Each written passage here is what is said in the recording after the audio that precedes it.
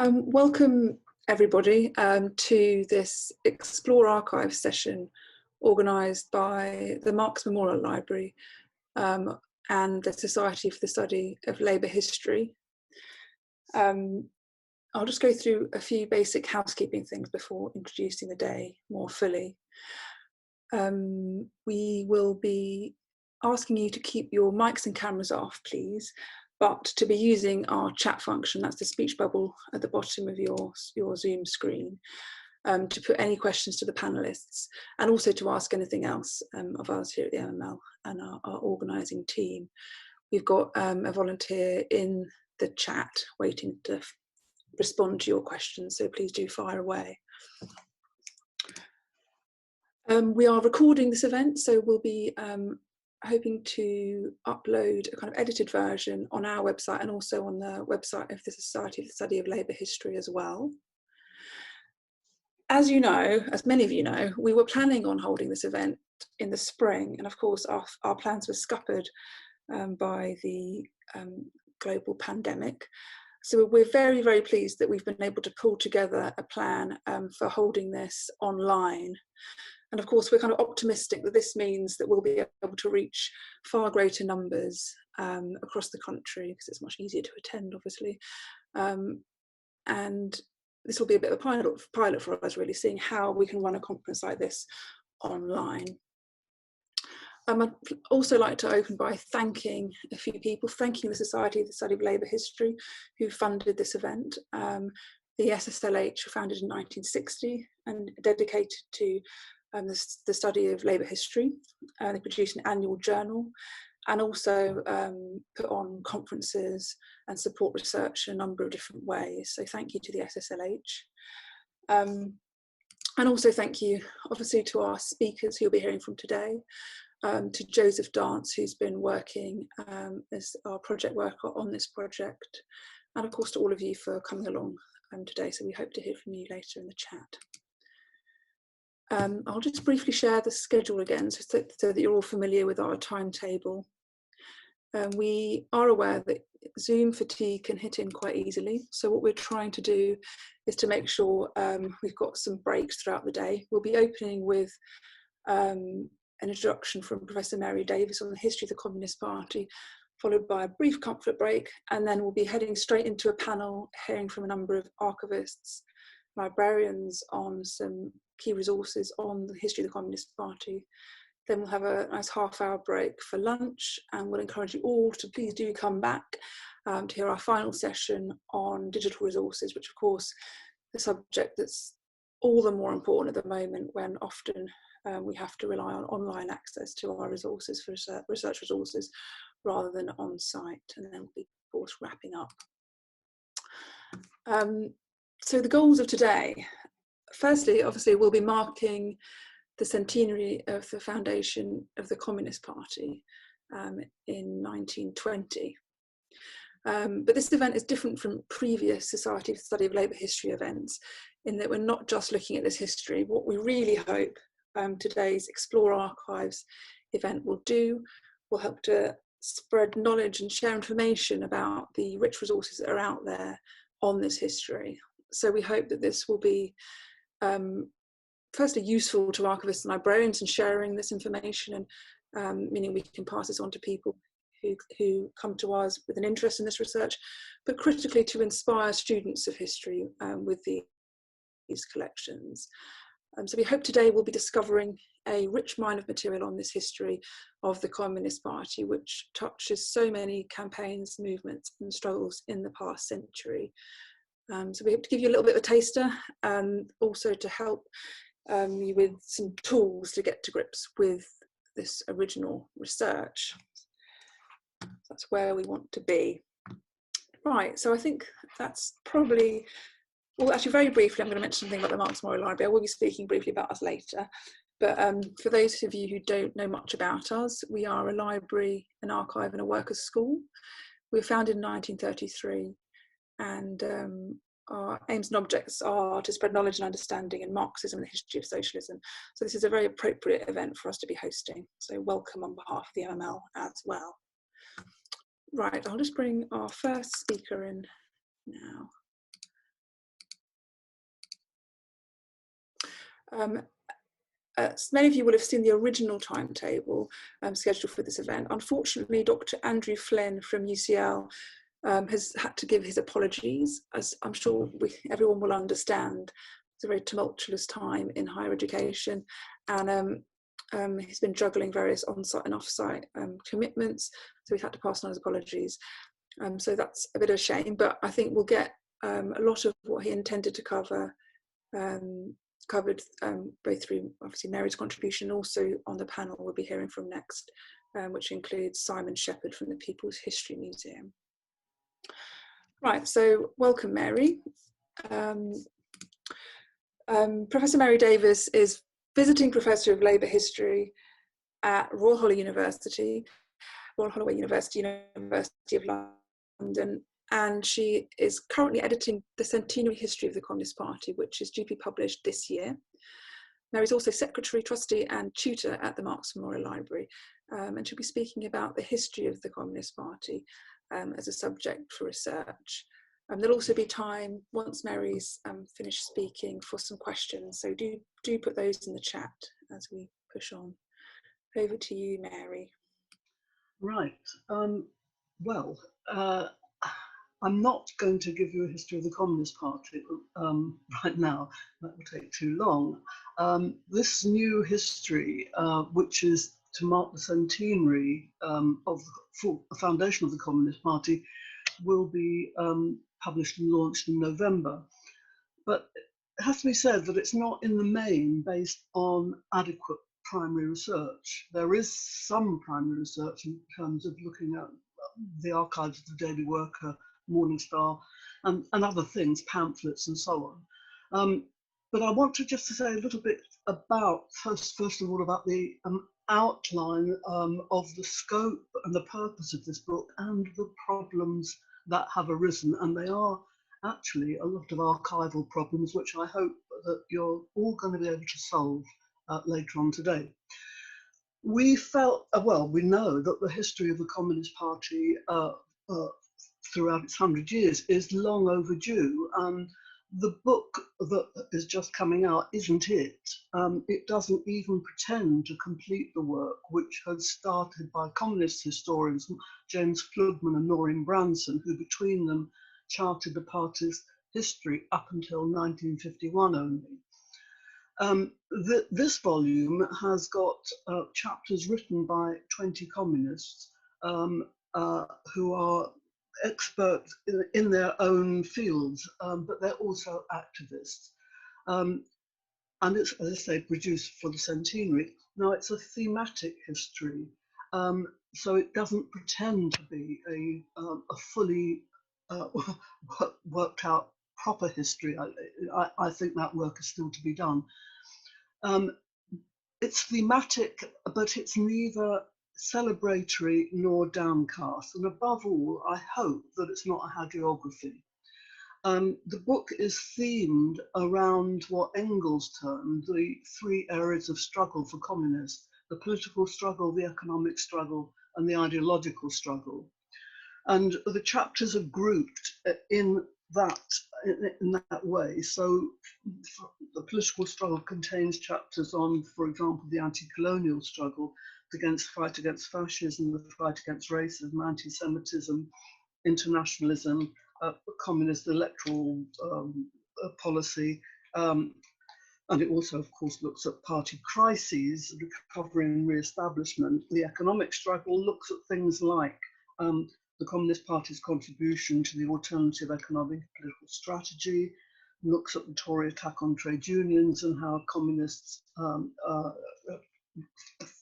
fought against that, actually in a very leading way in the 1970s.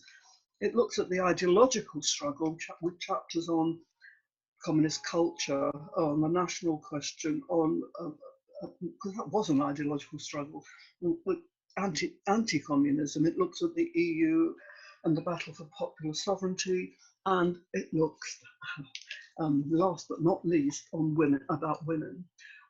So that's just a brief taster, and you don't want to hear what all the chapters are about, or even the problems. I will talk about the problems in writing in a moment.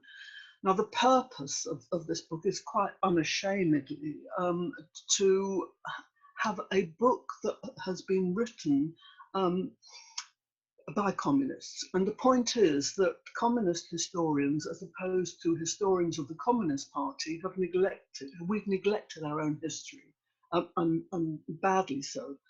And this rich field of research has been left to others.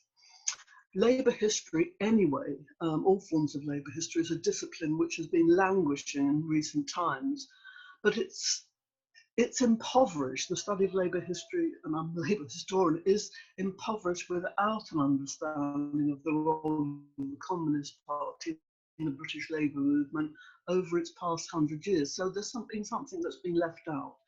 And the question arises, why have we ignored our history? Why have communists ignored our history for so long? I think one reason is that for many of us who've been involved in the Communist Party for many years, and I'm one of them, we've lived through a fair chunk of it. And actually, sometimes it's too painful to relive because there's been lots of battles and nastinesses and so on. So it's too painful to relive, let alone reflect on past bitter battles, some of which were lost, albeit never without a fight. And the scars remain individually and collectively. In any case, historians are far less comfortable with contemporary history, and I certainly am, especially if they're the subjects of it, which we are.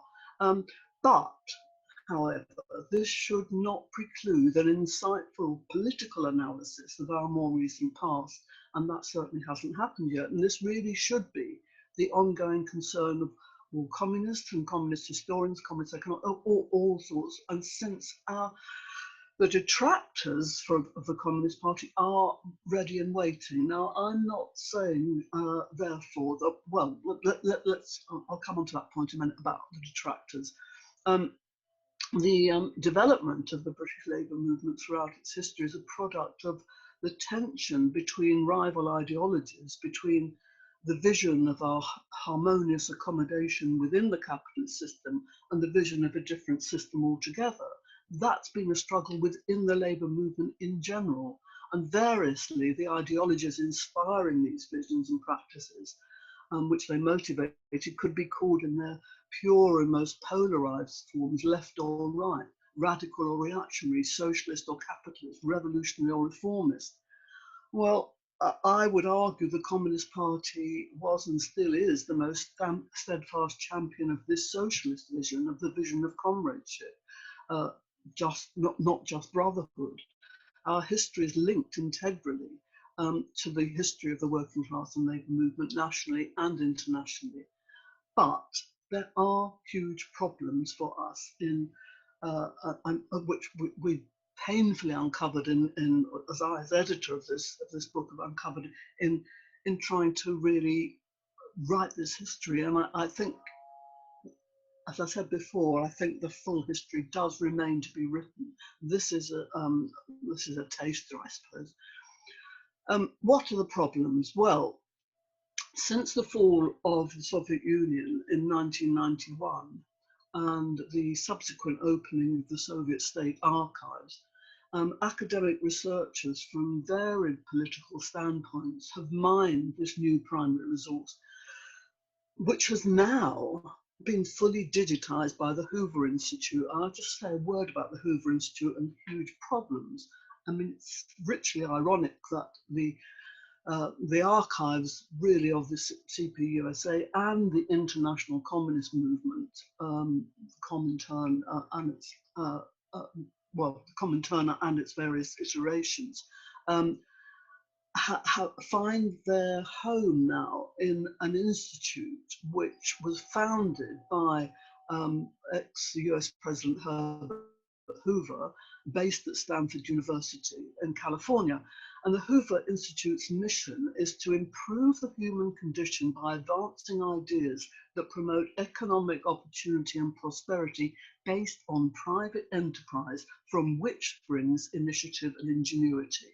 Well, it couldn't be more ideologically opposed to the kind of archives that it contains, even if it was, well, it's just not neutral, put it that way. Even Stanford University which houses the archive, and it's massive, absolutely massive, is uncomfortable with the Hoover's mission, which in practice results in, and this is a quote from the Stanford University bosses, it results, the criticism of the Hoover mission says that it produces knowledge that reconfirms its predetermined ideological point of view. So this conflicts with Stanford's own mission, which is, as an institute of higher education, it should discover knowledge no matter where that mission might take it. Well, you know, how weirdly ironic, I repeat, and utterly inappropriate that such an institution has become the resting place for the archives of Soviet communism. I mean, anyway, there's certainly cost a fortune, obviously, to use that archive. Well, obviously, some people already mined the archive when it was in the Soviet Union. I presume that now it will be richly open to rich American academics to mine. But what about Britain?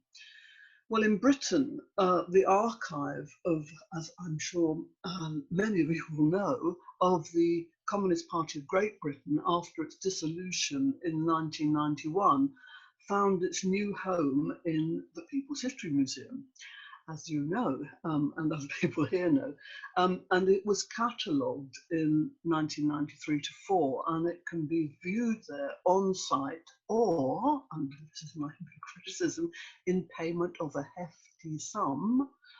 It can be consulted remotely via microform.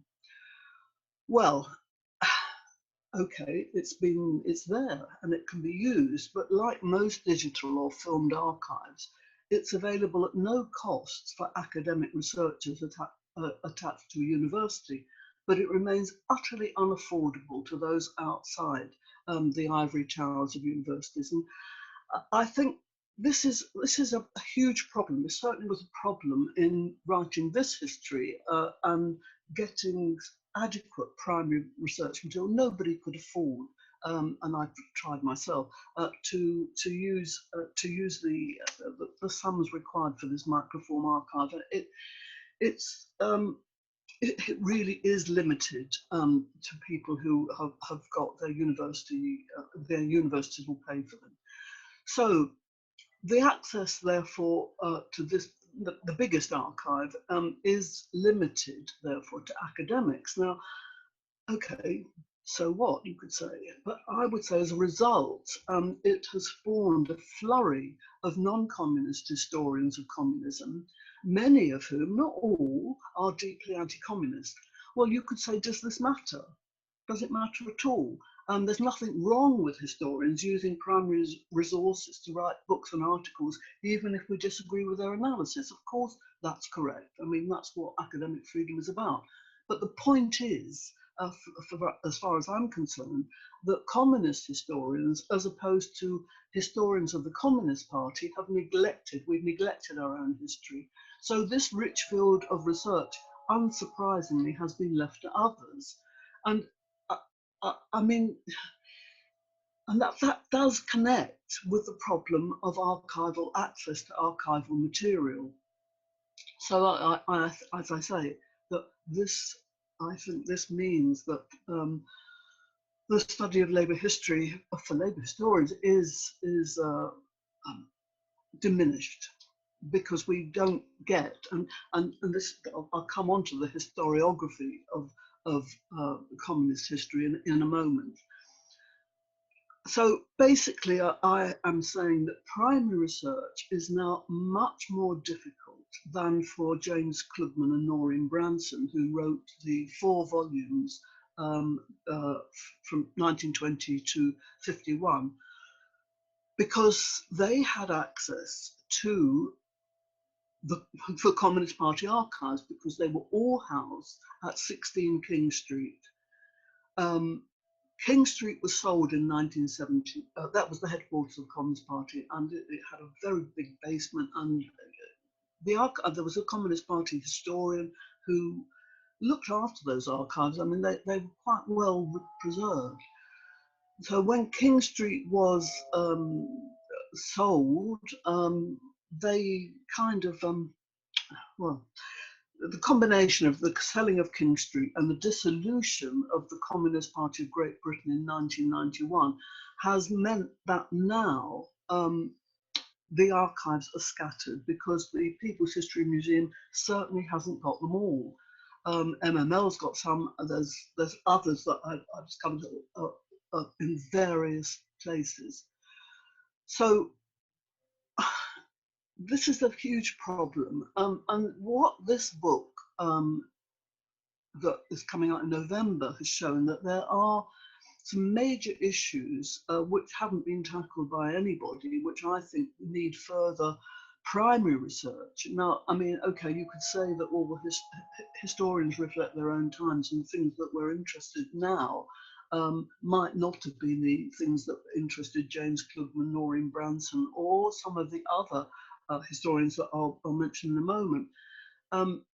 But these issues I think have been neglected and do need further research. For example, the anti-colonial struggle, which actually was ongoing throughout the party's history, anti-imperialism, anti-colonialism, and it's linked also to the struggle against racism in this country, which again we've got pitifully few. We've got some pamphlets and so on, but there must be somewhere stored somewhere, maybe well, I don't know where, but maybe you know, of the anti-racist struggle, especially an organisation that comes up time and again, but which I don't think we know nearly enough about. We know something, the Negro Welfare Association. Again, there's another issue that has risen, and that is the work of the Communist Party's National Jewish Committee in the fight against anti-Semitism. Now, the papers for this are not based in Manchester. They're actually based they're the Zaidman papers, and they're based at Sheffield University. Again, you have to belong to an academic institution in order to access them, which seems completely wrong to me. I think universities really should revise their position on this. James Klugman, in the second volume, I think, well, actually in both volumes of his study, which only goes up to 1926, very, very full, although people have made a lot of criticism of it, but it actually in itself is a rich source for further primary research. He lists and numerous factory branches and industrial struggle, and many factories and workplaces had their own papers in the early days, and he lists very many he had consulted. They were in the King Street archive. I don't know where they are now. He actually makes an appeal in volume 2 for more of these to be sent to the Communist Party librarian. I mention this because any party, any institution, any trade union, history is incomplete unless we know what the members were doing rather than simply as leaders. Again, other issues that I think have cropped up in this book, which I think need further research, are women, of course. Again, there is stuff from the party's Women's Advisory Committee. I don't think that it's all there though, and it is. I think there has been stuff written about Sue Bruley a little bit, but only in the very early days. And I've myself have tried to look at some of this, but there's much more to be done. Culture is another issue which I think would really repay much further research, because communists, I mean, we have actually listed it in this current volume, some of the amazing people who were members of the Communist Party, in their names that I really didn't know were party members, but they were. It was incredibly influential in the field of culture in the 40s and 50s, then you might say that's merely antiquarianism just to find out, but I think there's something more to it. Other issues, I think, that are more slightly more current, well, not that much more current, are, for example, the party's role in the formation of the alternative economic and political strategy, which actually became TUC policy briefly, and even Labour Party policy slightly, and the role of the Liaison Committee for the Defence of Trade Unions. There is stuff written about that, but it needs much more, because the 70s were a very, very important period in terms of industrial struggle. I mean, actually, it was, I think, probably the first time in Labour history in 1974 that it was the actions of the trade unions that brought down a Tory government. We didn't manage that during the general strike in 1926. So there's a lot there. And more currently, the Communist Party policy on Europe, which actually in the early days mirrored the policy of the Labour Party in terms of the EEC as it was then, and now the EU. And just as a sort of a corollary to this, if we are to write a history which is contextualized within the society as a whole, we need to make much more use of state papers, and I don't think that's been done in any of the volumes that have been written. I'll say a bit more about those in a moment. So there's a lot that needs. I haven't listed everything that I think need further for primary research. It's just waiting for it, really. So if we look at the sort of the phases that people have looked at of Communist Party of Great Britain and Communist Party of Britain history. By the way, the Communist Party of Britain, successor organisation to the Communist Party of Great Britain when it was dissolved in 1991. Communist Party of Britain was formed in 1988. That history is yet to be written. So again, you might say this is contemporary history, but nevertheless, there's a lot that needs to be said there. And the details of the formation of the Communist Party of Britain and the hostility, well, as you can imagine, the internecine struggles that existed, at least for the 3 years where there was a dual existence. And latterly, when the Communist Party of Great Britain was dissolved and it formed Democratic Left again, the kind of the tensions there that need to be explored further. So the conventional phases, I think, are actually incorrect in the sense that, first of all, there's formation in early years up to 1926. This is what Klugman does. Then the period 1926 to 29, Mondism and the minority movement. Then 29 to 31, the class against class period, which I think is very well covered by Meirian Branson, actually. Then 31 to 39, anti-fascisms, 39 to 51, war and Cold War, 1951 to the 60s, and then the 60s to the 80s, the Anti-Monopoly Alliance versus the Broad Democratic Alliance, and then the Euro-Communist phase, dissolution, and then the Communist Party of Britain. Now, I think we probably need to revise this kind of standard kind of phases. If a proper history was to be written, I think that what we need to do is to look at all these, not the history of the party, not merely in terms of its own internal organisation, but in the context of the development of the British Labour movement. I think that's something that needs to be thought about very carefully.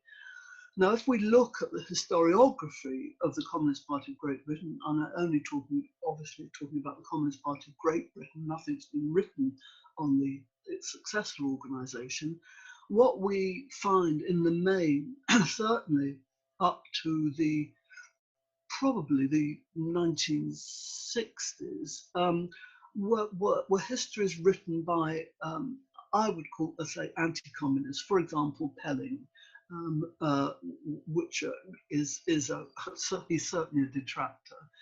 From the 1960s onwards, there were many more academic studies, but almost all of them only dealt with the early years. For example, Kendall, McIntyre, Hinton, Challoner. So really, they almost all of them stop in probably general strike period. Klugman and Branson, as I said, went from 1920 to 51. As I say, they all had use of the Communist Party archive. But the problem with Klugman and Branson, and lots of people have criticised them roundly, and I don't in the same way, because I think that, well, the problem that I have with them is that none of the 4 volumes contain a bibliography, and the key issues that I've mentioned before simply aren't covered, partly because, well, they weren't even thought of. The latest book, I mean, there are others and there are articles and so on, and lots of stuff came out of the early years when the Soviet archives were accessible. Willie Thompson is the only one who's written a book which at least goes up to the end of the party, goes up to 19. Well, actually, it was published. It goes up to 1991, called The Good Old Cause. But he uses secondary sources only, of the ones that I've mentioned in the main, and a few others. So, in conclusion, I would say that what the editing and writing, as I have done in quite specific of this book, has shown is that there is a huge amount of work still to be done. What we have to avoid is both a hagiography and a narrative history, and it has to be, I think, if we're going to write, and I hope we will, a history of the Communist Party, it has to be located in the labour movement and before the labour movement, accessible to the labour movement, because that's where it belongs. So I'll stop there. Thank you so much, Mary. That was a fantastic run through. Really interesting as well to highlight some of those areas that haven't really been covered in much detail, and also to look at those issues, particularly about digital and online access, which obviously at the moment are particularly relevant, as we can't get on site to a lot of these repositories. And hopefully there'll be time to discuss some of those questions in our final session on digital archives. And there's been a couple of, we've got like 10 minutes of questions, so I'm going to race for you through a few of them. Firstly, Lynette from the Working Class Movement Library has helpfully highlighted a file on the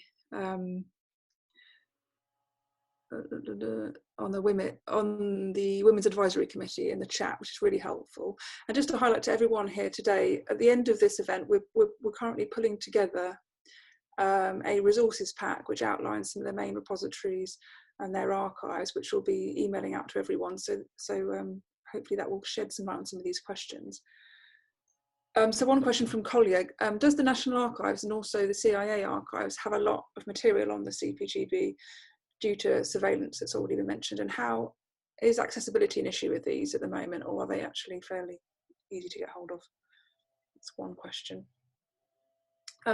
Related to that, I wondered, because you made a really important point that to distinguish kind of the history of the leadership, the kind of executive of the Communist Party, and also a broader members' history. I mean, that's such a difficult question, isn't it? How do we look into that broader grassroots history? We'll start with those two questions. There are a couple of other questions in the chat which I think will be best placed perhaps with our next panel about specific archival resources. And finally, the third question, when's this book released, and how do I get hold of a copy? Okay, so just Lynette mentioned, I think she mentioned the journal Link, and I was on the editorial board of Link, so this raises a problem. I've got all the back issues. I bet there's lots of us who've got all sorts of things squirreled under our beds. I've got a whole set of Marxism Today. I don't think I should have it, really. That should be, so we need to actually get people to to dig out what they've got from under their beds. This is when I wrote the history of the woodcraft, there was a big appeal to do precisely that, and loads of stuff came in. I don't know about the CIA archive. I've never used it. I don't know if it's accessible, but I do know that the MI5 archive, special branch are accessible and can be used and have been used. This issue about writing histories of the led rather than the leaders, I think is one of the most pressing questions for Labour historians anyway. And just to give I do know that the People's History Museum has got the archives of all the districts of the party, which includes information on branches, branch membership, and so on. Now that only gives you minutes, and you don't necessarily get a feel for it. I just to say that there's only one way of doing it that I know, and that is what we're doing now for the Unite History project. We are trying to get oral histories of members. Now, we're not going to necessarily be able to do this for the Communist Party, but I don't think we've even tried. And I think there would be some mileage in doing that. It's certainly going to be the case for this history that we're doing for the Unite History project, looking at TNG members. We've got a huge, I don't want to talk about that because it's not the purpose of this meeting, but teams of regional researchers who have identified people who've played either a part in a strike, a struggle, or whatever, what the problems are, and so on. I think this sort of approach, oral history, certainly from the 1960s onwards, could yield rich resources. The book launch, I'm skipping through this because I know we haven't got much time. The book launch is on November the 14th, and it obviously is going to be online, and the speakers will include Ben Chacko, who is the editor of the Morning Star, John Foster, who is, I think, probably one of the foremost Labour historian today, the General Secretary of the Communist Party, Rob Griffiths, and myself, and I can't remember who else. And the details of that will be found, can be found on the Communist Party website. It is November the 14th, that's when the book will be out, and details of how you can get hold of a copy will also be available. It's a very long book, it's probably far too long, it's about 300, I haven't seen it yet, well, it's seen the proofs, but it's about, I think it's going to be over 350 pages, far too long, but it can be dipped into because the chapters are standalone in a sense. Thank you, Mary. We've zipped through those very effectively. What Abby in the chat has asked specifically about archives on Claudia Jones and on Karl Marx. I'm just going to briefly answer that, if that's okay. We actually have at the Marx Memorial Library some papers relating to Claudia Jones, including some correspondence. Just a couple of boxes, but it's a fantastic little collection. And I know that the Black Cultural Archives in Brixton also holds some papers of hers. In terms of Karl Marx, we often get people coming to us thinking we must, as the Memorial Library, must have lots of Marx's archives. Unfortunately, this is not the case, but the majority are held at in Amsterdam in the Institute for Social History there. So that's an organisation that the SSLH work closely with as well. So you'll find some information about that on their website. What other questions do we have here? We've got a question more generally about which I'm not sure whether you may have already answered in part, about archival deposits on communist material that have been neglected.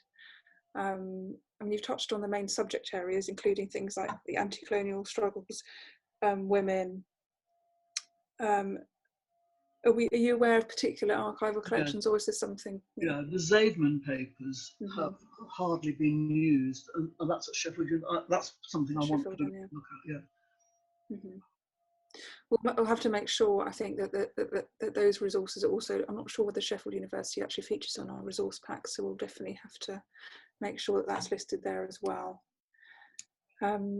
Okay, well, do you want to finish up with any final comments, Mary, or shall we give people a few minutes to come for a break? I was going to say, but this is, from what I said, you can see this is really work in progress. I mean, I don't want to diminish this volume because I think it's actually is very good. But I said in the introduction to the book as well, that this doesn't pretend to be a history of the Communist Party.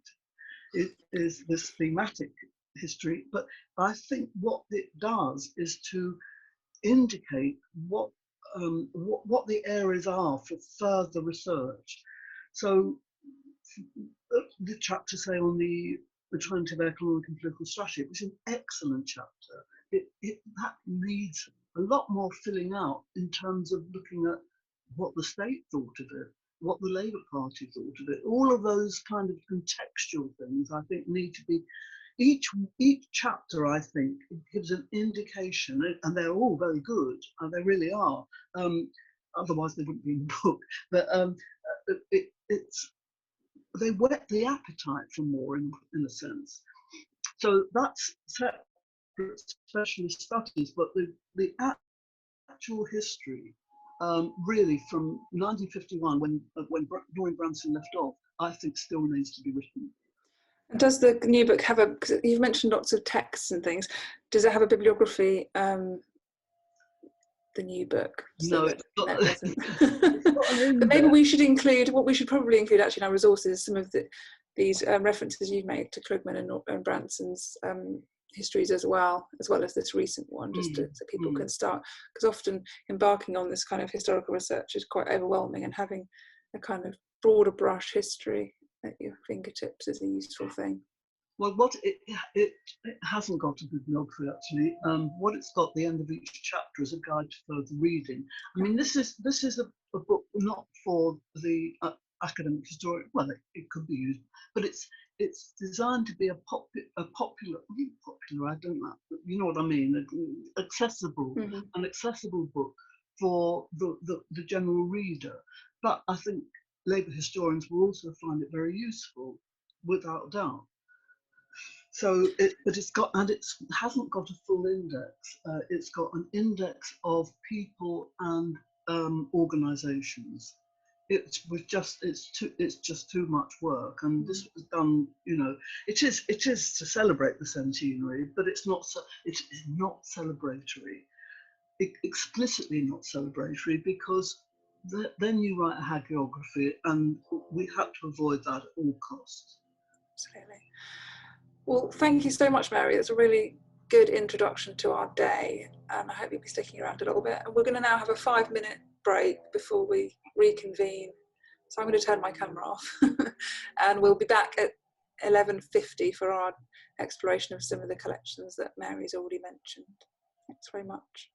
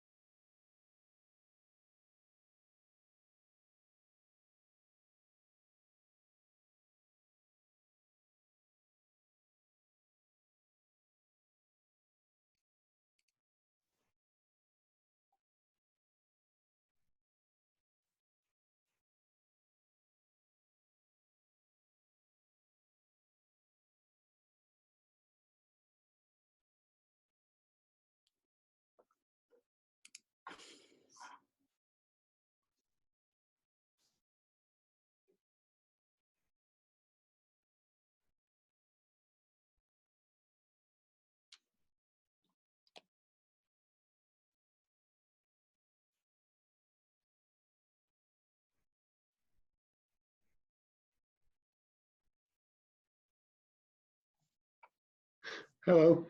Hi Simon, how are you? I'm very well, how are you? Yeah, good, thank you. Can you see me? I'm a bit dark, aren't I? You're kind of backlit.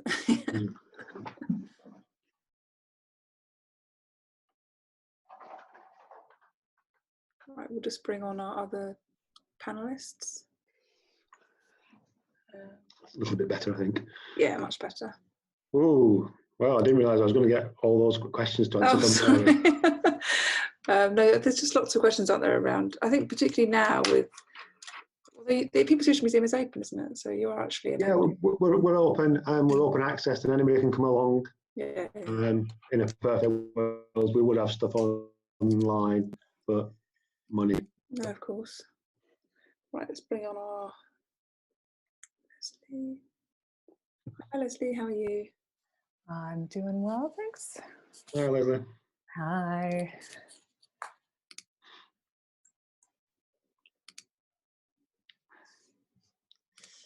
Right, I'm going to make each of you co-hosts so that you can do some sharing.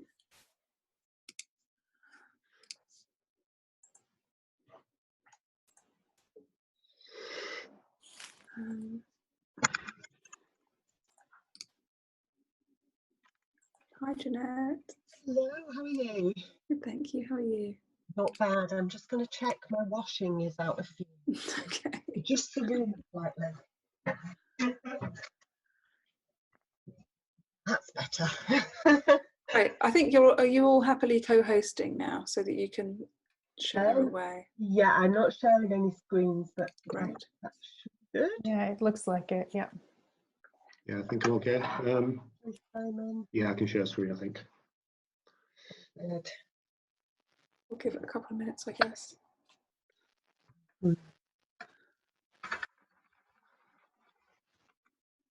Enjoyed the paper this morning, first one. Yeah, definitely opened up lots of questions. Lots of things about resources, so which is good.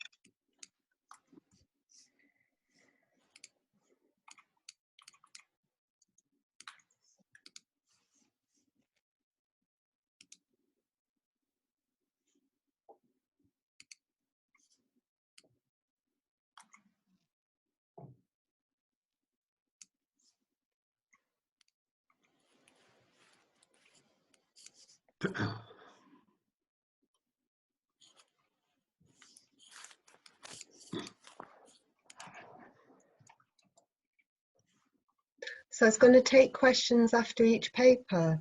Does that sound okay to everyone, or do you want me to keep them for the end?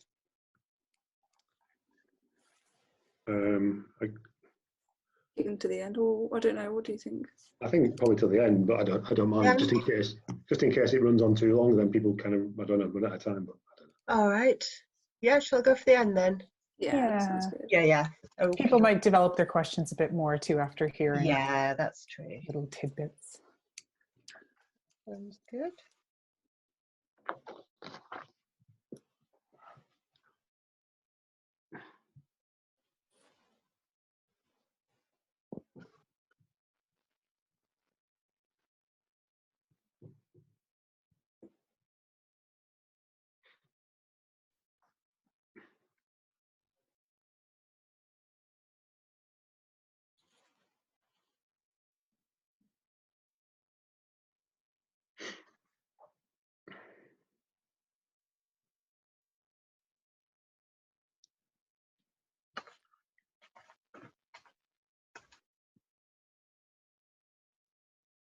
Peterloo poster I can see in your background. It is, yeah. Where is it? Liberty or death? Nice. Thought I could spot that. Yeah.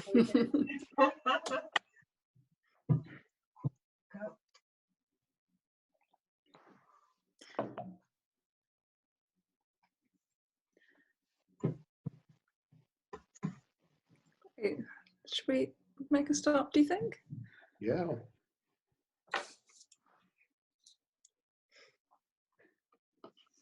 Would you just go for it, yes? Yeah. Yeah. Well, hello and welcome to the Mapping Resources panel discussion. My name's Janette Martin. I'm Modern History Archivist at the John Rylands Library and Student Engagement Manager. I've got a long-standing interest in labour movement history since about the 2000s, which makes me feel very old.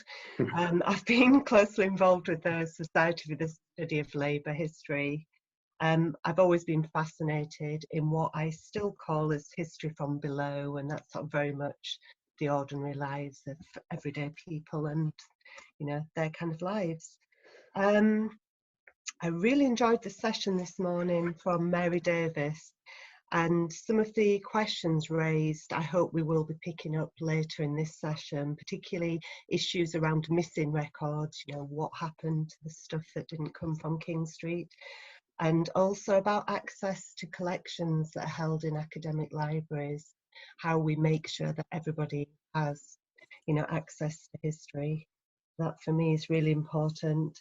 So the aim of this session really is to explore what kind of resources are available on the history of communism in the UK, and specifically around the role of the Communist Party of Great Britain.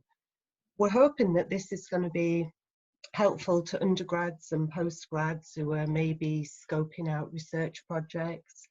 It'll be of interest to party enthusiasts, archivists and heritage professionals. Now, when Meirian and I talked about this, probably about a year ago now, we were very much hoping to have a hands-on session in which we'd actually see the records, touch them, work with them. While that's not possible, I do hope that this will sort of ignite some enthusiasm for the kind of material that is available, and will give people confidence in knowing where to find and access the kind of resources, the archives and the printed material on the history of communism. I did put on the chat, I don't know if people have seen it, the link to the Society for the Study of Labour History website, specifically the Archive and Resources page. It's a really excellent resource, and it does have a list of the sort of key movers and shakers in terms of who's got labour movement records in the UK. It gives you the contact details of the institutions and a sort of good overview of the key collections held there. So it's a really good starting point if you're coming into this field. As was said earlier in the conference, the organisers are putting together a resources sheet on the different archives. So I hope that will help people as well as you try to get to grips with where things are kept.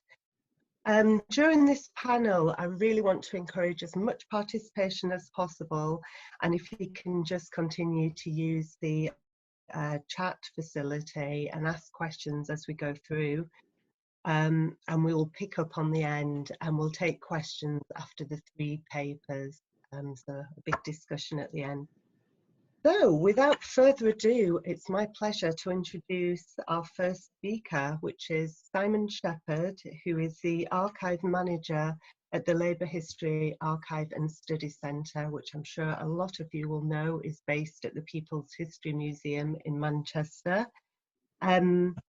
Some interesting biographical information on Simon. Simon, after a previous existence working in a factory making parts for paper making machines, I must ask you more about this at some point, Simon qualified as an archivist in 2008, and since that time he's worked with several archive collections which are focused on the history of the working class, including spending 3 years at the British Steel Archive Project, which is based at Teesdale Archives, and also 18 months cataloguing the correspondence of Robert Owen at the Cooperative Archive in Manchester.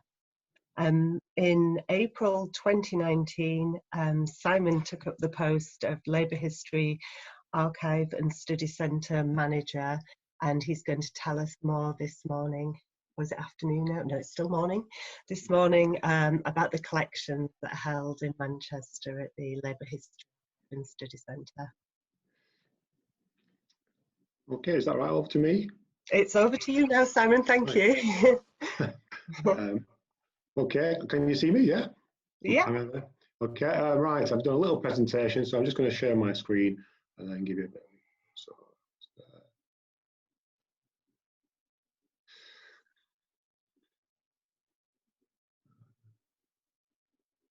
there we go. Can you see that? Yeah. Yeah. Okay. Okay. As Janette said, my name's Simon.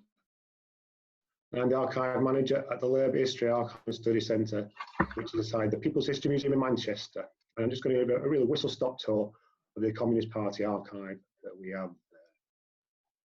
Before I start, I thought I'd have a nice little photograph. Who doesn't like a photograph?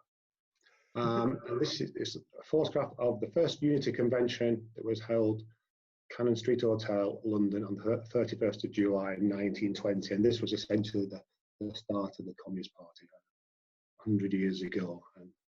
And the meeting carried on the next day at the Industrial Socialist Club at East Road, and then a few months later there was a second meeting. These are the delegates who attended that first meeting at Cannon Street. And this photograph comes from our photograph collection, CP photograph collection, which numbers around 20,000, we think. I don't think they've ever been counted, but we think about 20,000. And it's been catalogued, and it's catalogued by subject and then listed alphabetically.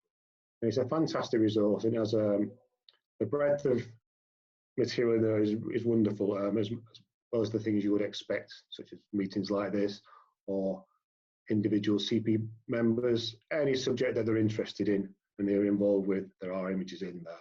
And I believe the original collection came from a number of different sources and was collected together prior to deposit. I say it was in Manchester.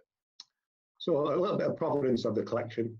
The collection was deposited with, as it was then, the National Museum of Labour History in 1992, and that was located at 103 Princess Street in Manchester.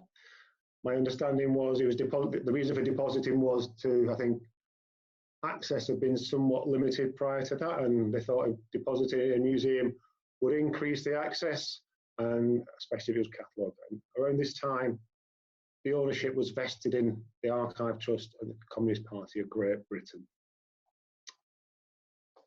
So, to get it catalogued, funding was secured from the ESRC, and that was the Economic and Social Research Council. And then, as Mary said earlier, I think it was catalogued in the years 1993 and 1994. The collection remained at 103 until 2010, when the People's History Museum built an extension in Spinning Fields in the centre of Manchester, and the collection, along with all the other collections that the Labour History Archive Study Centre holds, were transferred in 2010. And there we have a fantastic search room with a nice view across the River Irwell, and unfortunately on a not so nice pub on the other side. But we have a great storeroom that's temperature and humidity controlled, and the collection is well looked after. And just one more thing on the provenance. In 2016, some further funding was secured. That was from the AHRC and University of Manchester to catalogue the personal papers of a couple of members of the party. I think that was more recent papers. So that's the provenance. Talk a little bit about the scope and content. The main bulk of the collection, there's around 600 boxes of the main body, the main CPGB of catalogued manuscript material.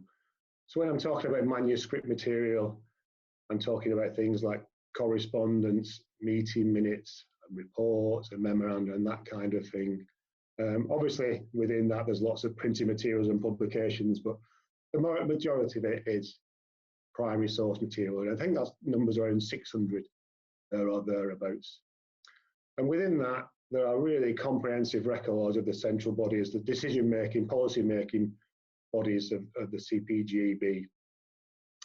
So the executive committee, I'm just checking my notes, we've got minutes from 1943, minutes and papers from 1943 through to 1991.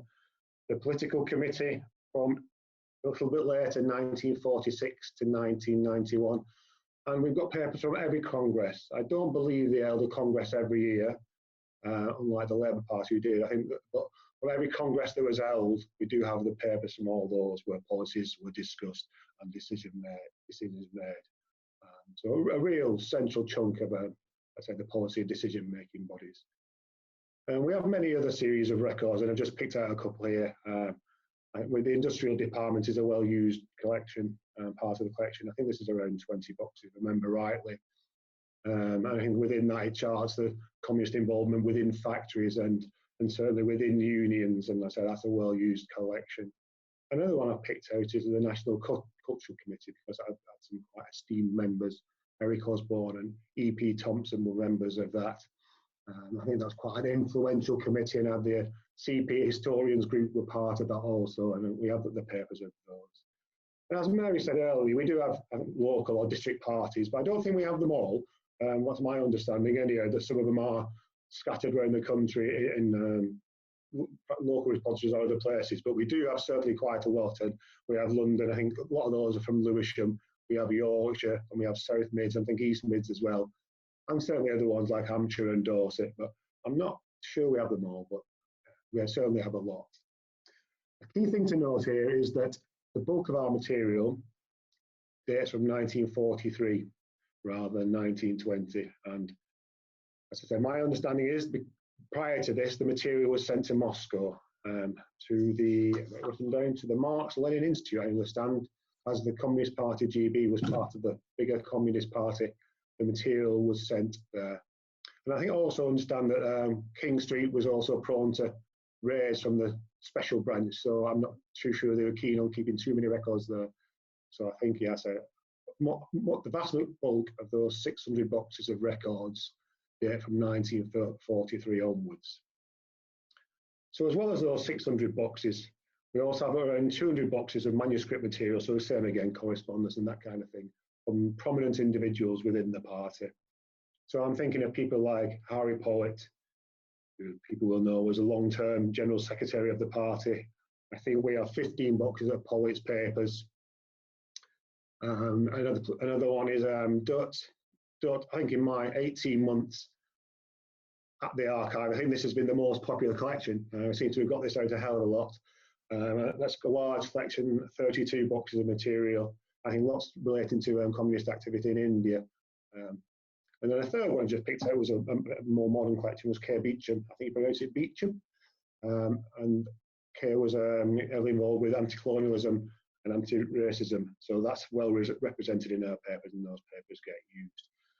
And a key point here is, unlike the earlier 600 boxes, within these personal papers, there is material that dates back to pre-1943.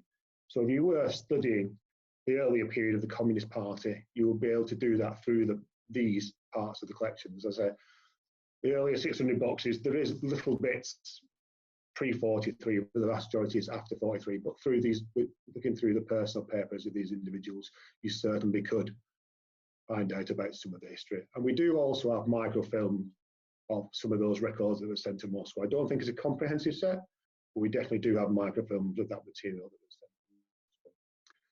As well as all that primary source material, we also have several runs of publications, and some of those are Labour Monthly. I think we got a full run of that. Communist Review, again, more or less a full run, and Woman Today, a good run of that. And as well as that, we have several thousand, I haven't counted them, but several thousand circulars and pamphlets produced by the Communist Party. So that's a bit about our scope and collection. The next slide here, as I said, you can research things that happen even though most of our collections are post-43, it is possible to research our collections prior to that. And this is just a bit of a quick example of something you could do. This is from 1926, I think it was, when Harry Pollitt, along with several other Communist Party members, was sentenced to 12 months under the Incitement to Mutiny Act, 1797. And this is a photograph of him from our photograph collection, where he's pictured outside Bow Magistrates. And I don't think this must be when he was sentenced, because he went off to Wandsworth and he looks a bit too happy here. But this is that's a photograph outside the magistrate court. That's a photograph of the court case. We've also got, when he went to prison, he was given a notebook to write notes, and that's the front cover. And inside, I hope you can see this, it's a bit faint, but I wanted to show you anyway. On one of the first pages, he wrote things to ponder on. And number one is the economic situation. Well, I'm sure if Harry was alive today, we'd definitely be pondering that. And something I noticed only the other day when I was digitising this was, he seems to have ticked the first three, and he seems to have got as far as the budget and got stuck. So perhaps the budget was such a big thing to ponder on that he never got down to the future line of the party and things like that. So, well, I don't know. So perhaps 12 months was in. And also, while I was in there, he also learned French. So there's lots and lots of English and French words and French exercises, so an interesting thing to do. And then another source where you could research the same thing is we've got newspapers who report on this is from the Sunday Worker, which is reported on the thing. As I say, lots of our collections are post 43, but if you're interested in things before, we do have things you can use. So how do you access the collections? Well, you would have to come to us. We don't ourselves, we don't have much material online. Our catalogues are available in 2 places, and I prepared this presentation at work and I put nice links in and they worked. And now I'm sat at home, these links break my computer badly. I tried this morning and I had to unplug my computer and start again. So people will have to search again, but our catalogues are available through our own website at the People's History Museum and through the National Archives Discovery Catalogue. All our catalogue material is open through there. We are open again, and which I'm really, really pleased to say. We opened up on the 1st of August and we've had a really good uptake. Sadly, we have limited numbers. We're limited to 4 at the moment, socially distanced, and we have reduced hours. It's Tuesdays, Thursdays, 10:30 to 3:30. We have new procedures as well, much like everybody else here, I'm sure. COVID secure procedures that involve quarantine material before and after people come and look at it. But I really would encourage people to get in contact with us, and we would welcome you to come along and look at our collections. And to do that, the best and easiest way to do that would be to email us on the address that archive@phm.org.uk. Drop us a line saying when you want to come, what you want to look at, and we'll book you in. And that's more or less. I've got one final thing, just a little thing to look at. I'm not too sure what the MML had lined up for us had this been a physical conference, but I came across this little ephemeral thing this week, and I was doing an inquiry and just stumbled across this thing, and this was for the 40th anniversary of the Communist Party. And if people attended this, they got chicken, bacon, peas, bread sauce and roast potatoes, followed by fruit salad, ice cream, cheese and biscuits. And I'm wondering, did the MML have anything in like that lined up for us? And perhaps if we do this in 10 years' time, next year or 10 years' time, could I have something like that? My glass of water looks very cool compared to all that. And that's it, really. Look forward to questions later. Thank you. And I'll stop sharing my screen. Muted myself. Thank you very much, Simon. That was excellent. Although you have made me very hungry by showing the menu. I really enjoyed your overview there, and you did take me down memory lane, because back in the midst of time I used to work at 103 Princess Street. We've had lots of interesting questions come through, but I'm going to save them to the end and move on to our next speaker. So the next person, who probably doesn't need that much of an introduction because I think we all know her very well, is Meirian Jump. Meirian Jump is the archivist and the library manager at the Marx Memorial Library, and she's also an honorary teaching fellow at the University of Dundee.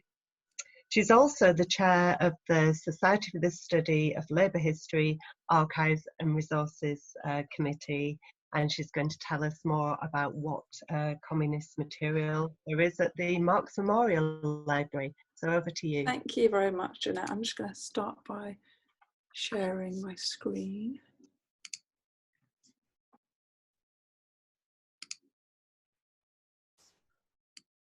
Okay, I hope you can all see that here. Yeah. Is that all okay? Great. Right, a little bit about us right at the beginning, I think. Our history is really intertwined with that, a particular early history, with that of the Communist Party. We were founded in 1933, so just 13 years after the formation of the Communist Party, at a meeting to commemorate Karl Marx 50 years after his death. And many of our early founding members were also founding members of the Communist Party, including people like Ralph Fox, one of the international brigaders who actually lost his life out in Spain. So you can see some of these lovely photographs of us back then when we had our name inscribed upon our building. So the Marx Memorial Library, although we don't have the actual archive of the Communist Party like the People's History Museum, I think we are quite an interesting example of a library, an archive that's really steeped in the history of the Communist Party and the labour movement, much like the Working Class Movement Library. And again, that sets us apart from special collections like Goldsmiths, which Liz will be touching on later. Our aims and objects in our kind of constitution are the advancement of education, learning and knowledge by the provision and acquisition and maintenance of a library of books, periodicals and manuscripts relating to all aspects of the science of Marxism and the history of socialism and the working class movement. So it's probably no surprise that from our foundation, our education work and our collection work has involved lots of people very active in the Communist Party. So throughout our history, many leading figures in the library's history have been Communist Party members, including Robin Page Arnott, who is our principal from 1933 until the Second World War, James Klugman, who was our chair and on the executive in the 60s and 70s, and Andrew Rothstein, who was our chair from the 70s till the end of his life later that decade. So this close relationship has obviously impacted on our rather kind of ad hoc collection policy during the course of the 20th century, and it's meant that lots of collections in which communists played a leading role have come to us.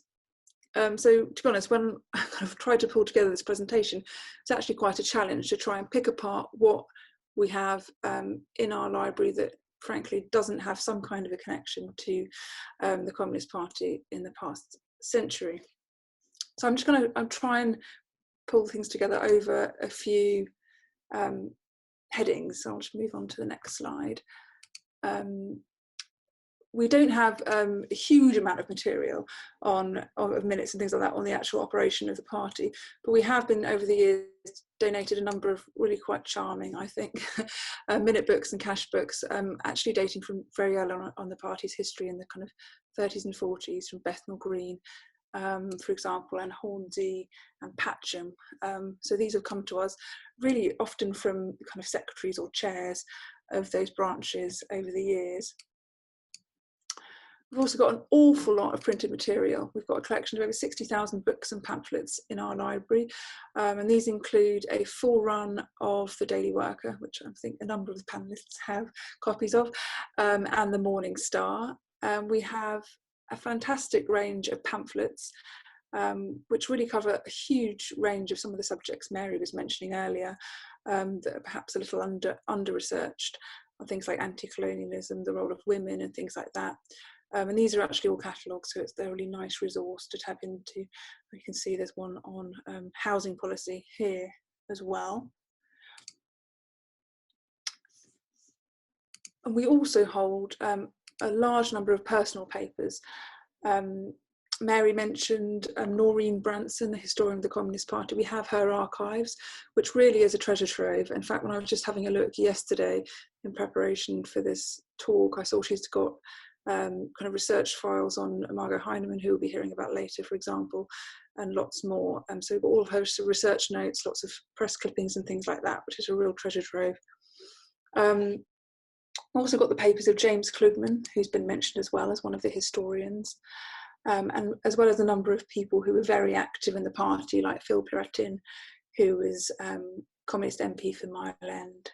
And I think the People's History Museum also have quite a lot of kind of complimentary papers on a number of these individuals, like Piratin, like Wall Hannington as well, I think, and T.A. Jackson. So it'd be nice actually to kind of have a look at those things together across our organisations at some point. We've also got an example here on the slide of Wall Hannington's papers. He was a founding member of the Communist Party and national organiser for the National Unemployed Workers Movement. And this collection is really, really fascinating. We've got information on the hunger marches and also on lots of relief work around the unemployed workers movement in that period. We've also got this rather striking image of Lenin. This is from our papers of artist Lawrence Bradshaw and the sculptor who was responsible for Karl Marx's bust at Highgate, which I think some of you may be familiar with. He also did a lot of artwork for the British Soviet Friendship Society, and we've got some really beautiful works of his in our collection there. And to be honest, this is one area, the personal papers, that we keep getting added to, really, because people often get in touch with us saying, oh, my grandfather, who's particularly active in X, Y, and Z, has given us a couple of boxes of papers, and we're always interested in finding out more. Organisational papers. One of our well, definitely our most used collection is our Spanish collection, which relates to the British response to the Spanish Civil War. We have 150 boxes of material on the International Brigade Association and the Border Aid Spain movement. Obviously, the Communist Party played a really crucial role in organising the international brigades, the 2,500 volunteers who went to fight fascism in Spain in 1936-9.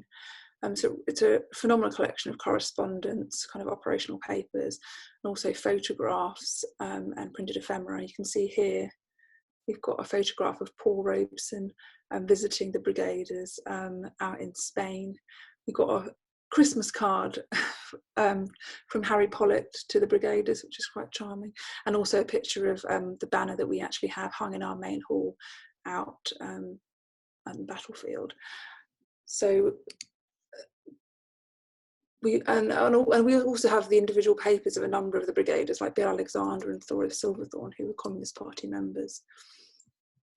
And a similar line, we also have the China Campaign Committee papers and papers relating to the British Soviet Friendship Society. So other kind of solidarity, international solidarity organisations. And finally, we have some rather visually striking material.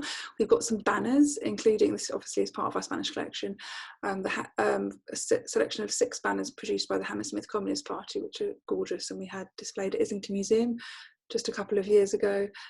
And alongside our forerunner of the Daily Worker, Morning Star, we have a section of their photo library. So, and that includes some really wonderful files like this one here, the Women's Advisory Committee. And that, that's one of our most frequently used collections as well. Just about 18 months ago, we completed the cataloguing and photography of our poster collection, which is over 2,000 posters. And a significant section of those are produced by the Communist Party or relate to various campaigns and things by the Communist Party. And this is a nice example of one there too. So these are all searchable on our catalogue. I seem to have zipped through that quite quickly, but how to find out more? Well, also, yeah, we do have a Sutron catalogue, which is accessible through our website. Pretty much all of our library and pamphlet collections on there, and quite a lot of our archives. It is worth noting, we do have, like many archives, a backlog. And just before the spring kind of broke our stride, we were working our way through a number of bays of shelving in one of our rooms on our ground floor, looking at cataloguing plans for those collections. And these really were focused on a lot of the Marx Memorial Library's collections, so that relate to our own history and some of those significant individuals like Robin Pojana that I mentioned at the beginning. So there really is actually, there's some stuff there that we want to get out there, and as soon as we can spend a little more time on site, we'll be having a look at how we get this material catalogued. And there's also some further collections of information on our website, including subject guides and some digital resources, including some short films on the Spanish Civil War. And we are working, particularly in the current climate, on getting some little exhibitions up online as well. We've got an exhibitions and projects section on our website with information about some of our collections. Like Simon, we've opened, we're just open on 2 days a week, and Wednesdays and Thursdays, 11 till 4, and just to 2 people a day. It has been wonderful having some people back on site. And yeah, so do get in touch with me if you've got any further questions about any of these resources, or you'd like to organise a visit.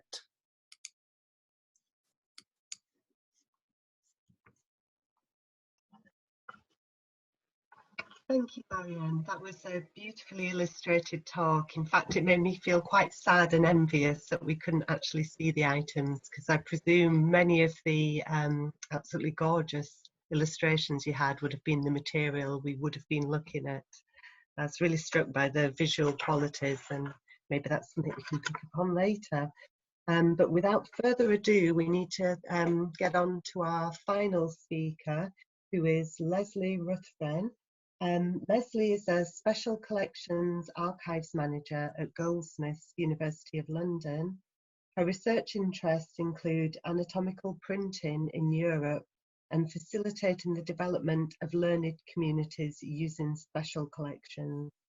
She's particularly delighted to be with us today because it gives her the opportunity to follow threads documenting Marxist and socialist action, music and art across the many wide-ranging collections held at Goldsmith. So without further ado, I'm going to hand over to Leslie. Thank you. Thank you. Let me just share my screen here. There we go. Yeah, Goldsmiths has a very different type of collection than the previous two speakers, because we are much less focused thematically. We have a small special collections and archives that's part of the university library. It is open to everybody, including people from the community, to come in and use. And so we do have, I'm going to tell you a little bit about some of our collections that have that relate to the Communist Party or to workers' movement or the labor movement, but it's not, as I say, they're not quite as big and quite as focused. To start out with, we have the papers of Margot Heinemann, who is was a member of the Communist Party and did a number of other things. She was born in 1913, lived till 1992. She was a writer and teacher. She was also a drama scholar, which we're not going to talk about today. And she contributed a lot to the sort of, as a member of the Communist Party. She wrote with Noreen Branson, whose name has come up a lot today. She wrote a book called Britain in the 1930s, as well as Britain's Coal and The Adventurers, which is a novel. Took her creative writing skills there. She joined the Communist Party in 1935, I believe it was, when she was at Cambridge at Newham College. And she was in a relationship with John Cornford, who joined the International Brigade and unfortunately died over in Spain during the Civil War.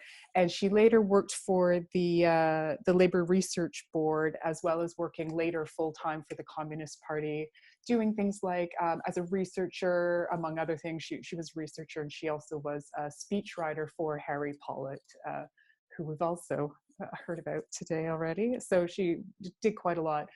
The reason why we have her papers at Goldsmiths is that she was also, as I said, a drama scholar, and she taught at Goldsmiths later on in the 70s, which is why we're lucky enough to have her things. So her papers do include some published material, and this is the kind of stuff that you probably will find at in other collections like the Marx Memorial Library and the People's History Museum. But it's interesting to see what she kept together and what was informing her her writing and her work.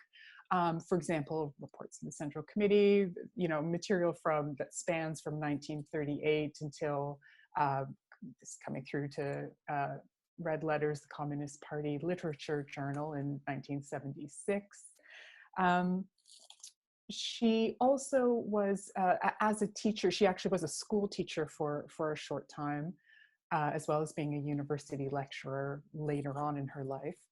She was part of the Communist Party education team. So we don't hold anything like full minutes of the education team's meetings, but we do have certain bits and pieces that she ended up keeping, which is just a nice tidbits of information, including things like, The Road to Socialism, which is the syllabus that was prepared to, help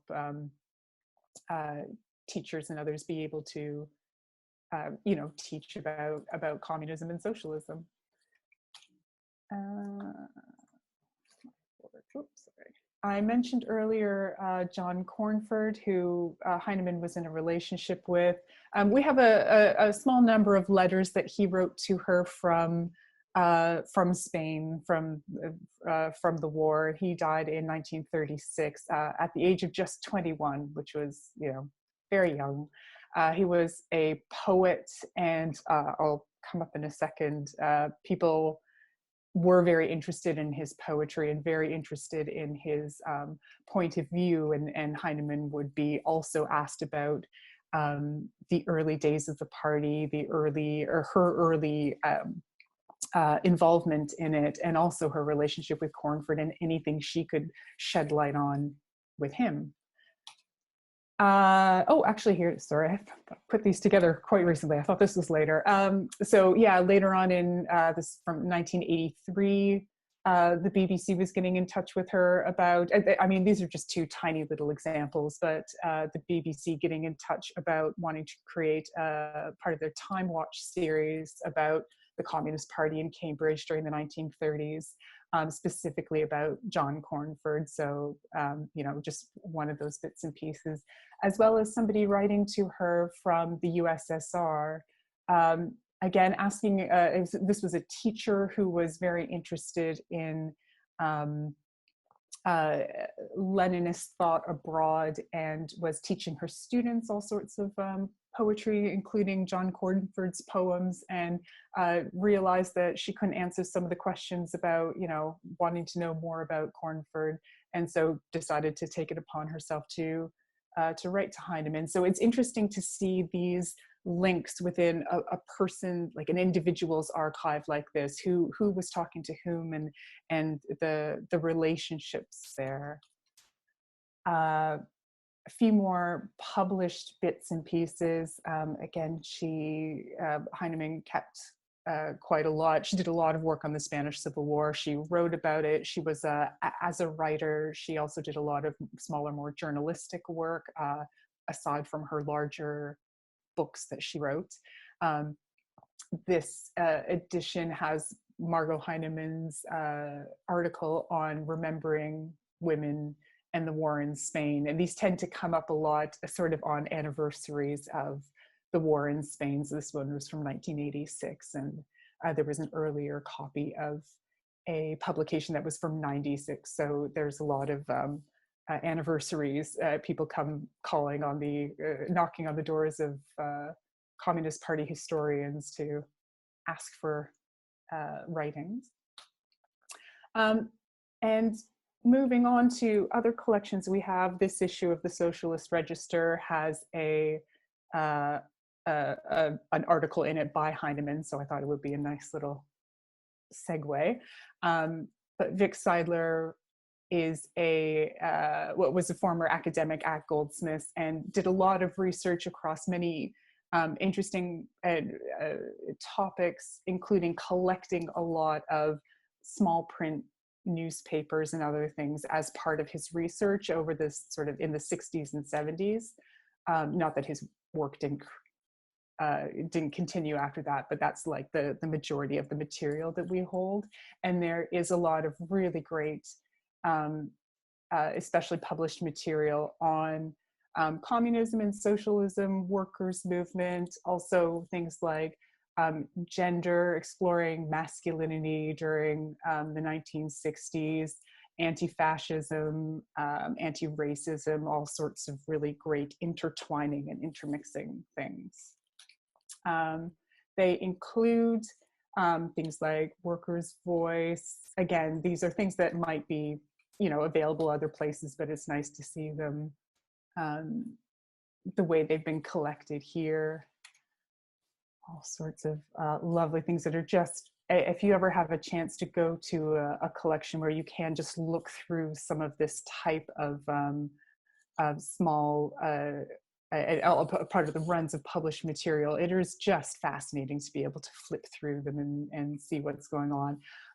It's great if anybody's ever working with students. There are so many ways, or sorry, not even students, anybody who's trying to promote discussion amongst a group that is, you know, politically interested. There's so much that you find in papers and publications like this that is very familiar to what's going on now. Lots of ways to promote discussion, even if it's not about the research of the item in general. It's a great springboard to use publications like this for for talking about what is happening now and people's thoughts and feelings and their you know, politics. We also have a lot of music collections that relate to workers' music and workers' songs, or are smaller parts of other collections. There's a folklorist called A.L. Lloyd who has, again, did many things, also a member of the Communist Party. We have his papers that relate to especially traveling around Eastern Europe during the Soviet era. So he has a lot of, and he was documenting music, but there's a lot of worker songs and the like there. This is some songs from the Bulgarian labor movement, but I just love the cover design. And then there's some other, you know, again, familiar things like the Pioneer Songbook, lots of Soviet England or Soviet British friendship stuff in music. And also the collection of Alan Bush, who was a composer, again, another Communist Party member, wrote this this work, The Red Flag. Also holds many other labor songs related to industry and music, and including The Shuttle and Cage by Ewan MacColl, who is another collection of folk music that we own. And I'll just end again by talking about the links between people. There's just, I came across this the other day, the Daily Worker writing to Alan Bush, writer of that this piece, The Red Flag, just to say, can you tell us, people are always asking us where to get Soviet music in the UK, and could you please give us a list, because they knew he was very interested and they could get a good answer from him. So that is all of our stuff. We are, as I say, we're open to all. At the moment, we're trying to help as many people as we can remotely where it's possible, but we are just beginning to pilot having people on site. But please do get in touch, because there's lots that we might be able to do remotely as well. Our email is there and our website, and this information will also be in the handout that's related to today.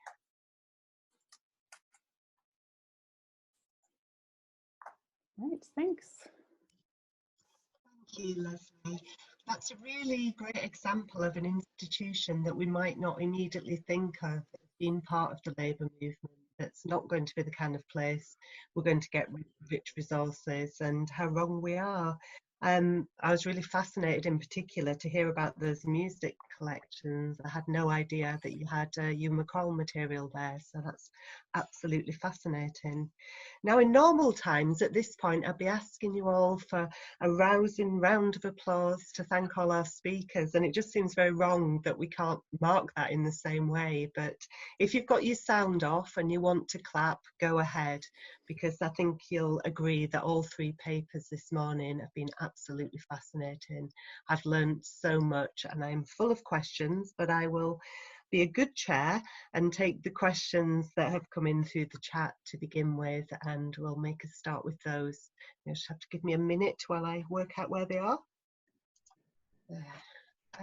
So one of the first questions we've got is for Simon. So has there been any questions to repatriate the pre-1943 material from Moscow? So you mentioned that your archive is 1940s onwards. Has there been any move to get the early stuff back? Well, a fascinating question. I saw that question, yeah. Not to my knowledge. In my short time, certainly nothing in the last 18 months.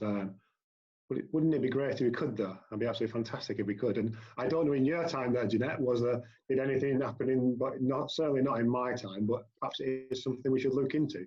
Yeah, the only thing I remember was the microfilms and about how horrific it was when some of it was in Russian and trying to work out which way around it went. It would be amazing to get the material back. I think we perhaps need another storeroom if we did. But yes, or maybe a digital version, maybe digital. yeah, that would be ideal. Yeah, but yeah, it would be great. Yes.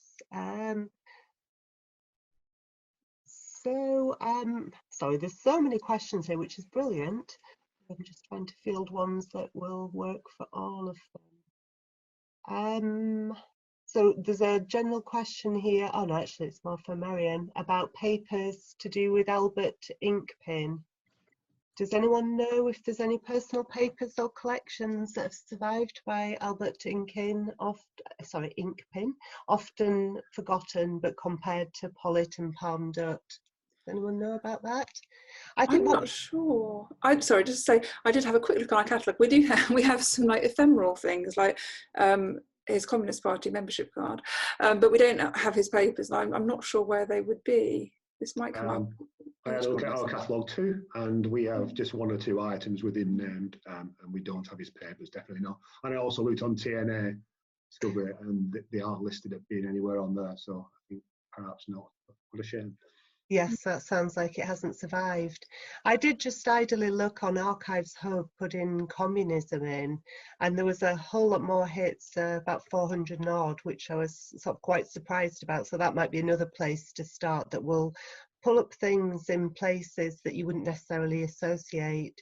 So when I did the same for the John Rylands Library, University of Manchester, I was surprised just how much material we had that was kind of hidden. So I would offer that as a tip as well. So there is some chat. Some of my people who work at the library with me is pointing me, is telling me that I'm wrong. I think we do have some of the publications, but certainly not his archive in itself. But we do have a pamphlet collection, as being pointed out. Yeah. Yeah.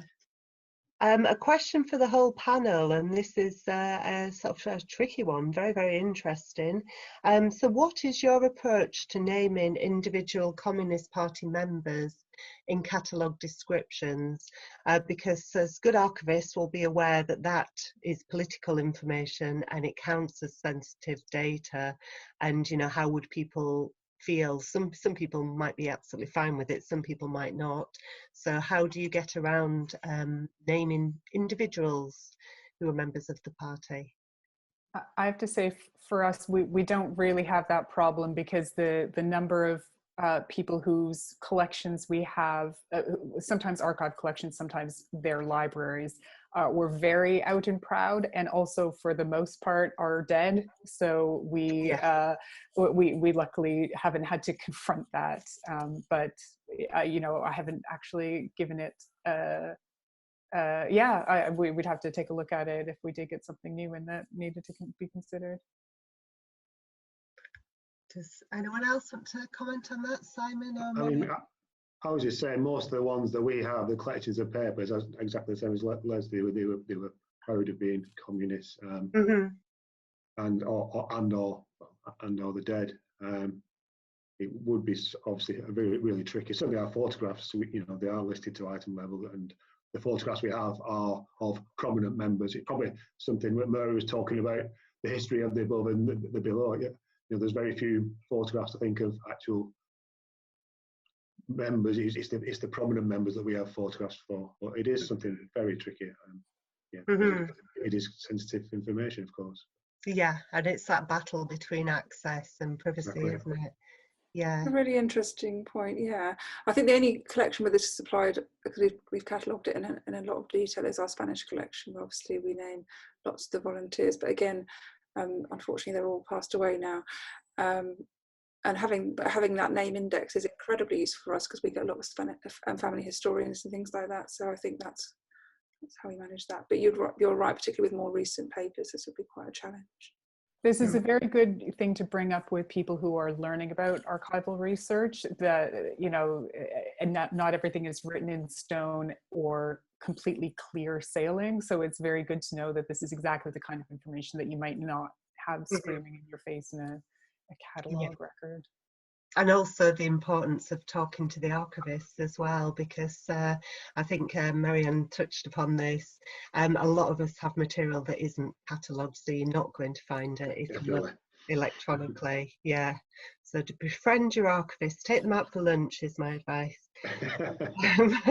One of the things that sort of struck me in some of the presentations, and also the things that Mary Davis said at the beginning, was some of the most interesting material tends to be in personal papers, and it also made me wonder just how much stuff is still kind of out there in the hands of families. As you know, what I call shoebox history, photographs, ephemera, bits and pieces snuck away at home. I'm not sure if that's... I know that when I was going to do this talk, my colleague Darren, who you know well, he said make sure you ask that question. If there's any members of the Communist Party, more recent members who want to donate their papers, us or somewhere else, would really, really like to take them. So if anybody who's watching this who's aware of people, yeah, we really, really would be interested in taking the papers. More recent ones, we have the Duts and we have the poets and people like that, but yeah, there's certainly quite a few people who we don't and other people don't have who we would love. And that might be a way of addressing the gaps that were mentioned. You know, some of the missing material might be still out there, we can hope. It's true, a lot of stuff does kind of sit in people's attics. I mean, we've actually found, I don't know whether other people on this panel have, that I think during the lockdown, people have started going through their material more. So we've had a kind of influx of donations in the last couple of months, which is really interesting. People have actually had the time to really dig through some stuff. It's okay if I tell a really brief anecdote because it relates to this. Because I remember when I was a student of history looking into the Aid Spain movement, I visited Eileen Turner, who was organised the Appeal for Amnesty in Spain from the 60s and 70s, to her house to interview her in Oxfordshire, and she brought out this box of stuff that was amazing. And I was in my early 20s many years ago, and it was just incredible material. And then I kind of went away, and she put it back in her attic. And then a couple of years after I started working at the library 4 years ago, it found its way through a third party to the Marx Memorial Library, which is incredible. But often you do think that, oh, there's so many happenstance there between A and B, and there's always a kind of an archivist's worry about where this material might end up. And obviously in an institution like one of ours, we're here dedicated to preserving it and making it available on site as well. So yeah. I think with lots of archives, it's a lot of luck that they survive and some survive and some don't survive. Everywhere I've worked, there's been some amazing stories of things rescued from escape, and it's just a lot of luck, I think, unfortunately. So we've got more questions coming in. So this one's a fascinating one. So the annual oration that takes place at Karl Marx grave in Highgate, can anyone tell us about the history of when this started, and how would you go about tracking down the records of the attendees and the speeches made? Can I come back on that? Please do. I was hoping you would. So we've got the collection about the Marx grave trust that was set up by the party and some trustees of the Marx Memorial Library. Obviously we don't hold an attendee list or anything like that. We do hold lots of published copies of things like the speeches made at each of the orations, and also kind of fundraising campaigns around the grave as well. I think the Whitechapel Gallery might hold some material. Oh no, the Henry Moore Institute definitely holds some material. I was going to go back to the Henry Moore Institute. Can you remind me the name of the sculptor again? The sculptor, and Lawrence Bradshaw. That's it. So they have about 3 or 4 boxes of Bradshaw material, and it's absolutely fascinating. It's a photographic record of all the things that happens to the actual bust. So there's, as you will know, there was various attempts to topple it, cover it with paint. It's just a really fascinating thing about the actual building and creation, but also about its afterlife and the history. And I would expect it will have stuff on the annual orations in there as well. So that's the Henry Moore Institute in Leeds. Other questions? No one has mentioned the British Library's massive collection, which has the advantage of that all can use it. Actually, I'd like to pick up on that comment about access.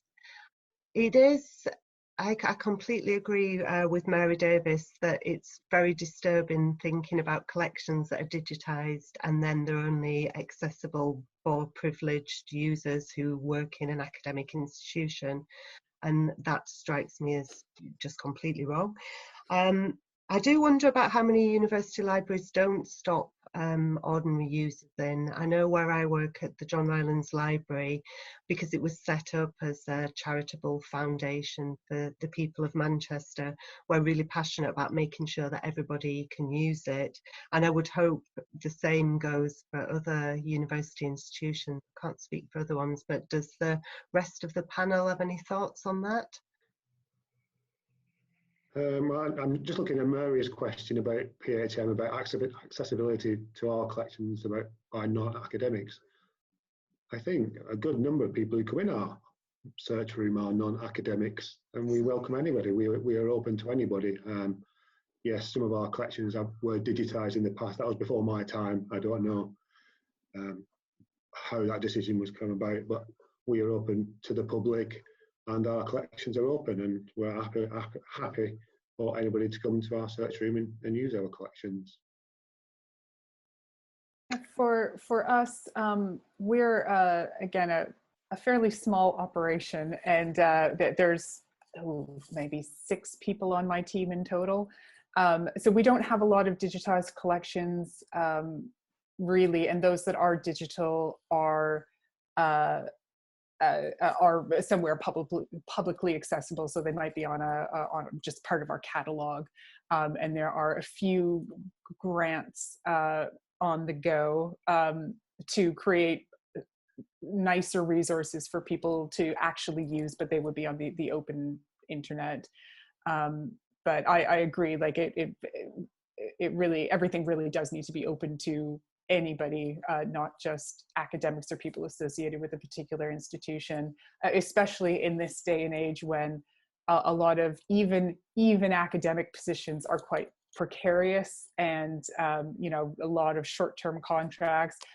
Not that, you know, that means that even then people should have access, because anybody who is definitely not an academic should certainly have access. But yeah, we're absolutely open to everybody. And I have to say, with the collections I talked about today, they're not extremely well known to be necessarily, but we have staff who have been around and working with particular collections like our women's art library for a very long time, and have great connections with various people in the community. In fact, maybe more so outside academia than in necessarily. So yeah, we really do want to not just be open, but like reach out and do things that, and I'm sure everyone else does as well, that actually engage with people rather than waiting for them to come to us. But yeah, certainly everything is open. That brings us very nicely on to another question part, and access is as much about the difficulty of actually finding things. So we have a question here: is there any coordinated effort for integrating records from the different archives? It suggests the specialised authority files, the kind of thing that the National Archives and the Archives Hub does. So this is a perennial problem, I think, for the archive profession, they're trying to bring together. But does anyone on the panel want to comment on the problem of not having a sort of coordinated approach?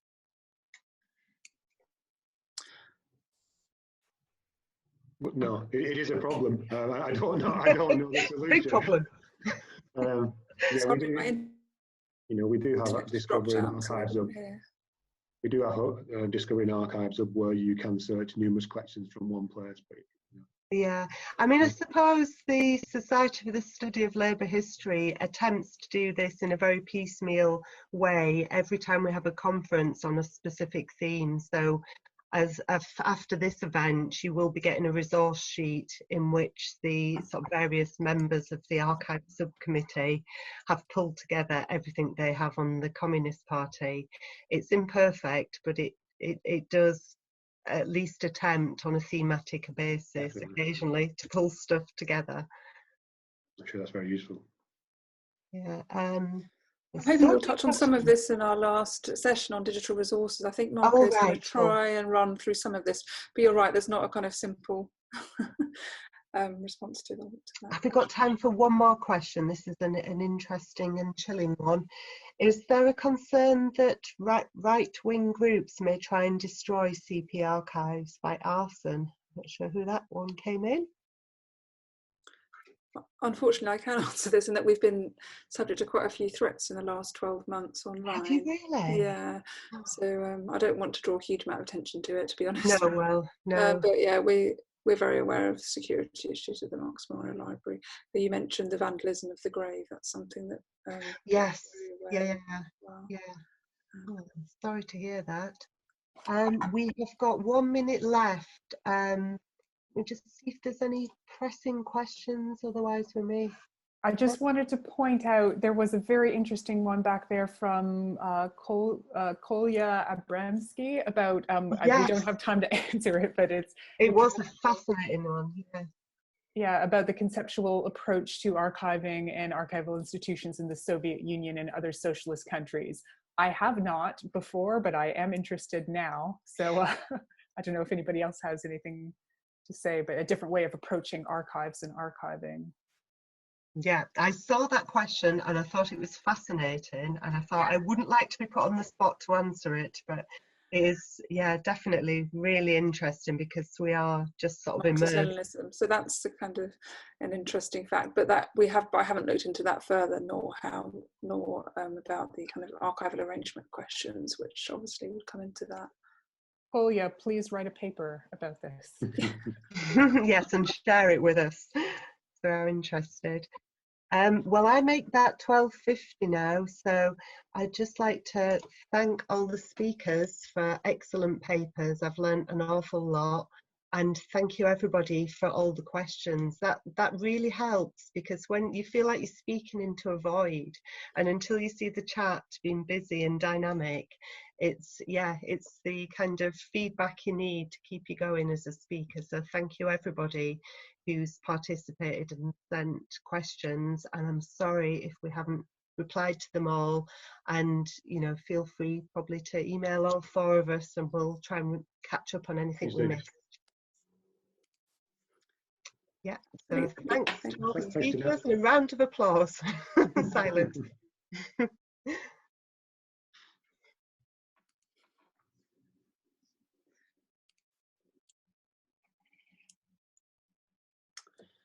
Right, well, I think we'll get cracking pretty punctually this afternoon.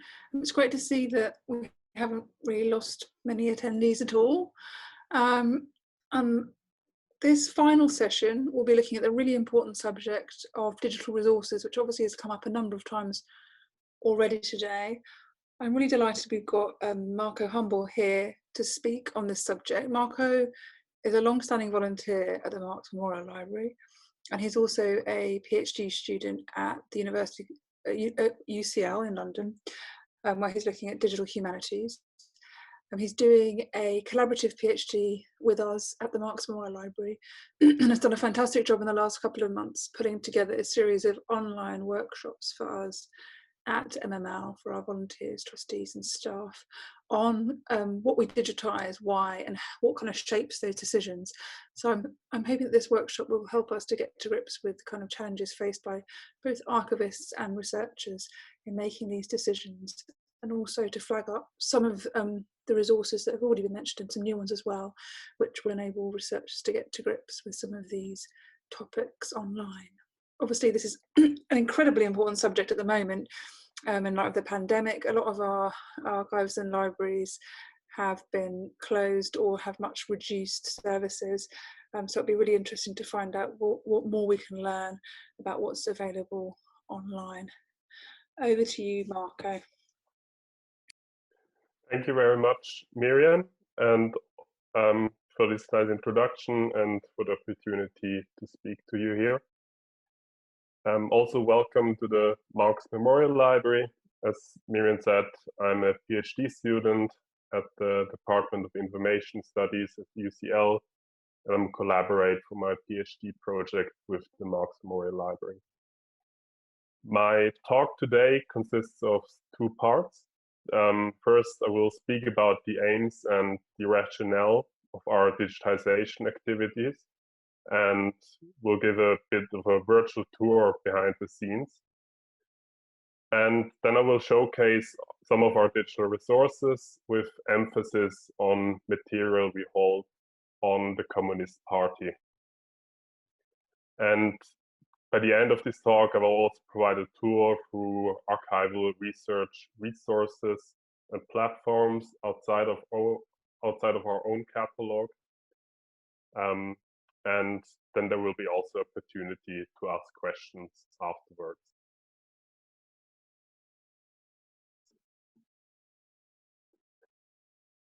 There are two linked strands we aim to fulfill with our digitization activities. There's a preservation function in the sense of providing access to surrogates in place of vulnerable items. And of course, for providing remote access to our collections. And this latter point includes, for instance, the enrichment of our online catalog with low resolution images in order to make the retrieval of our visual material more feasible. That we illustrate our thematic online exhibitions. And for textual resources, we increase the searchability of this material, for instance, through optical character recognition. And finally, we also have a reproduction service for research purposes when, for instance, specific newspaper articles are requested. The Marx Memorial Library holds about 60,000 books, pamphlets, and on top of that, we have an extensive archival collection featuring posters, photographs, ephemera, and archival records. So there's no way we could digitize everything. And in these various considerations are in place before the actual task of digitization, capturing the object, takes place. So we select our material based on reader demands. So this is the reproduction service I mentioned, but also we monitor how our collections are used online. Then when there are external funding opportunities, digitization can take place as part of a larger cataloging project, for instance, in the past with our Spanish collection. We also assess the condition of the material. So this can also mean that prior to digitization, restoration must take place. The rarity and uniqueness of the material takes a big role to decide if we want to digitize an item or not. Of course, the copyright status is a big question. So we prioritize objects that are out of copyright or where we are able to clear copyright. As said, objects that have a visual information value, such as our photographs or posters, and if possible, we also digitize in-house. In terms of equipment, we have the A3 scanner for pamphlets and photographs, and we have a reprographic table for larger objects, such as posters and bound volumes of newspaper. Volunteers play a crucial role in our digitization efforts. While there were some funded projects in the past, like the poster digitization project, most of our day-to-day digitization is done by volunteers.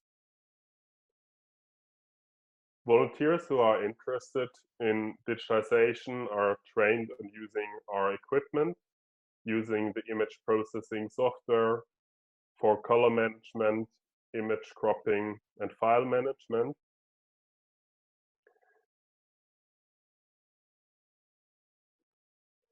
In order to make these outcomes of our digitization activities more tangible, I will showcase now some of the resources we have about the Communist Party. So the best way to find digitized objects from our collection is not to search via our catalog, but to go to our digital resources section on our collections website. This is because we catalog our archival resources in most cases on a series or a file level, and not on an item level. One of our strengths is the photograph library of the by the Communist Party founded newspaper Daily Worker and its successor Morning Star. Due to copyright reasons, only a small portion of the photographs can be accessed online, but we compiled a number of thematic collections on past struggles, historical figures, and events around the Communist Party.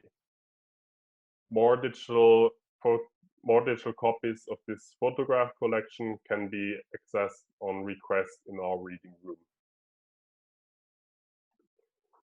In case you're interested in more the textual resources, the newspaper The Worker might present a good starting point for searching articles written by members of the Communist Party, such as Willy Gallagher, who was one of the founding members of the party and has written, for instance, here an article in this issue from the 18th of June, 1921. We hold a collection of the Worker for the years from 1920 to 1921, and all of them can be accessed online. The Marx Memorial Library also houses the Spanish collection. The collection contains archival material of mixed provenance that was either donated by individuals or was collected by the International Brigades Association. Similar to the photograph library of the Daily Worker Morning Star, there's a selection of photographs available online. However, for most of the archival resources from this collection, you will only find the records in our online catalog, but not the digitized items online. An exception built here are unique Hammersmith 8 Spain banners. So the Communist Party took a leading role in the Hammersmith 8 Spain campaign, as this Food for Spain banner indicates. We also know that the banner, for instance, Hammersmith Ambulance for Spain, was created by Julian Otto Trevelyan, and the Hammersmith Communist Party Sends Greetings is by artist Lawrence Bradshaw. Both were members of the Communist Party, and the banners were donated to us in 1975 by George and Jane Pavitt. And thanks to funding from the Textile Society and the General Federation of Trade Unions, we were able to conserve them in 2017. The banners are also a good example of how digital resources can enrich our digital exhibitions. So you can find our banners in the online catalog, but for more contextual information, it is worth to go to our Banners of Spain online exhibition. This site not only features a gallery of the banners, but also a rich publication about Islington and the Spanish Civil War.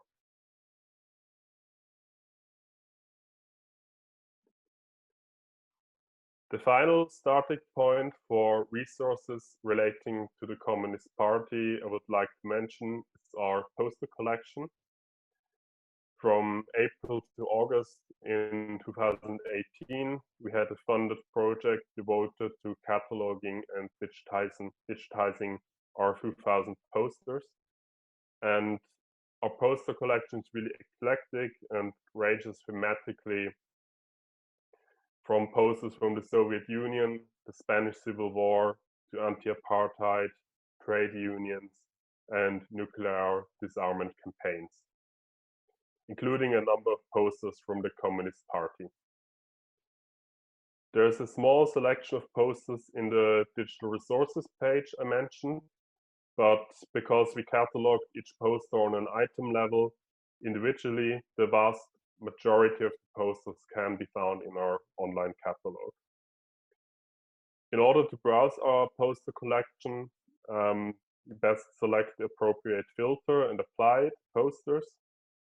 And to find the posters from the Communist Party only, type in all fields Communist Party Great Britain, and you will end up with a number of posters that were published by the Communist Party. We do not know from every poster the date when they were published, but thematically, I would say about a third of them are from the Second World War period. With the poster on the left, the Communist Party expressed, for instance, its solidarity with the French communist and journalist Gabriel Péry, who was shot in 1941 by the Nazis. Other posters are clearly from a newer date, such as the anti-Vietnam War and anti-Thatcher campaigning poster here.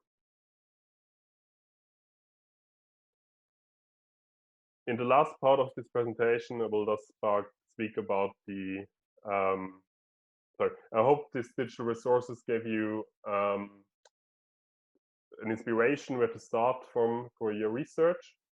And thus I will speak in this last section about these different archive research platforms you can use to allow to search through our collections. You've already seen the most important one, and this is our catalog.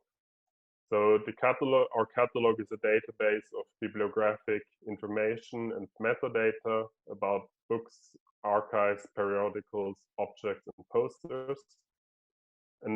But as mentioned earlier, you won't find digital surrogates in our catalog, except posters, banners, and ceramics. Yet, just because you can't find a digital surrogate on the catalog or the digital resources page, it's important to point out that it doesn't mean that we can't provide you with a digital copy for research purposes. Either we have a stored digital copy on our internal servers, or we can provide you with a copy through our reproduction service. How to use the catalog would go beyond the scope of this talk, but there's an excellent guide on our website, and you will also get the link on the digital resources handout later.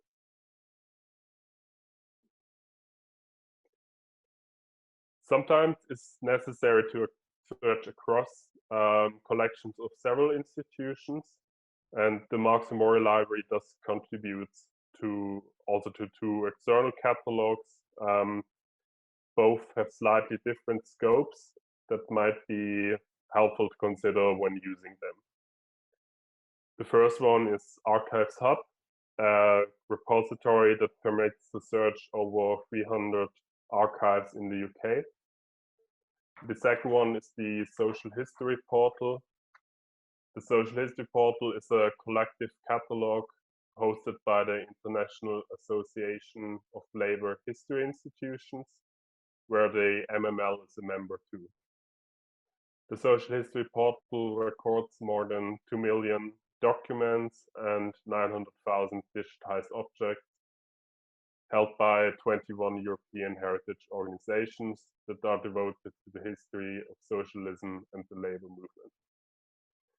It is also worth mentioning the menu on the left you see on the page of the Social History Portal, which contains a lot of links to other online exhibitions and labor history conferences.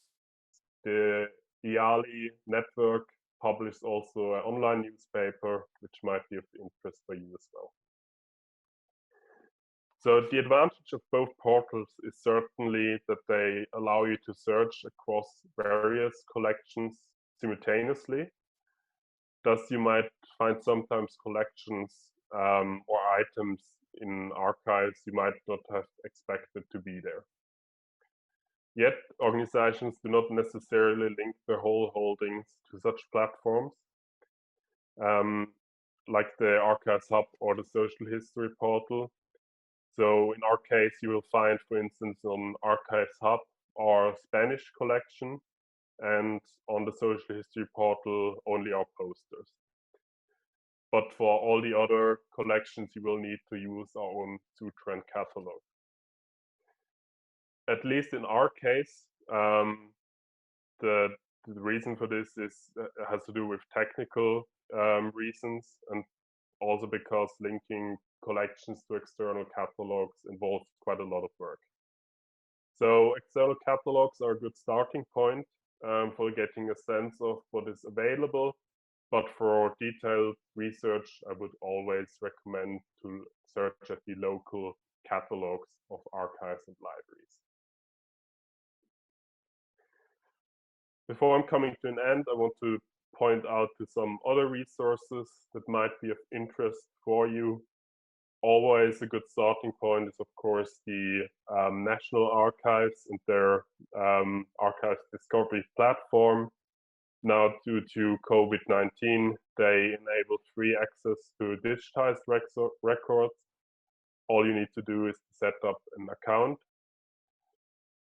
Then, in case you're interested in the international communist movement, or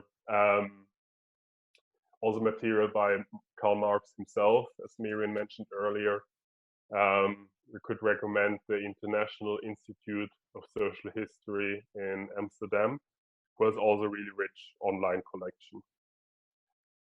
And it's also worth mentioning the Modern Record Center, repository of the National Trade Unions Archive at the University of Warwick, where you can find, among other records, on the general strike or Chile solidarity.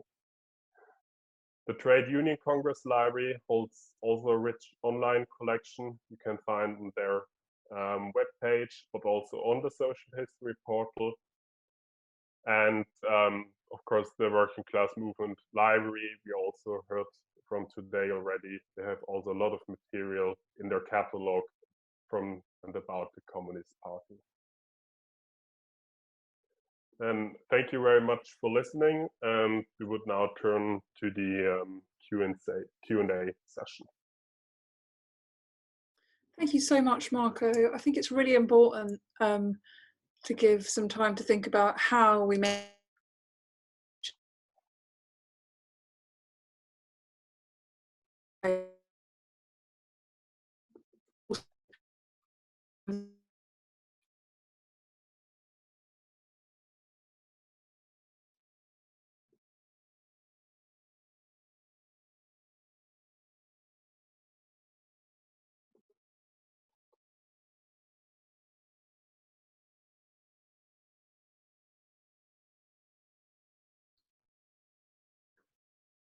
I think we've just lost Meirian there. She's having some problems with her internet connection. This is Joseph Dance here speaking. I'm a project archivist at the Marx Memorial Library.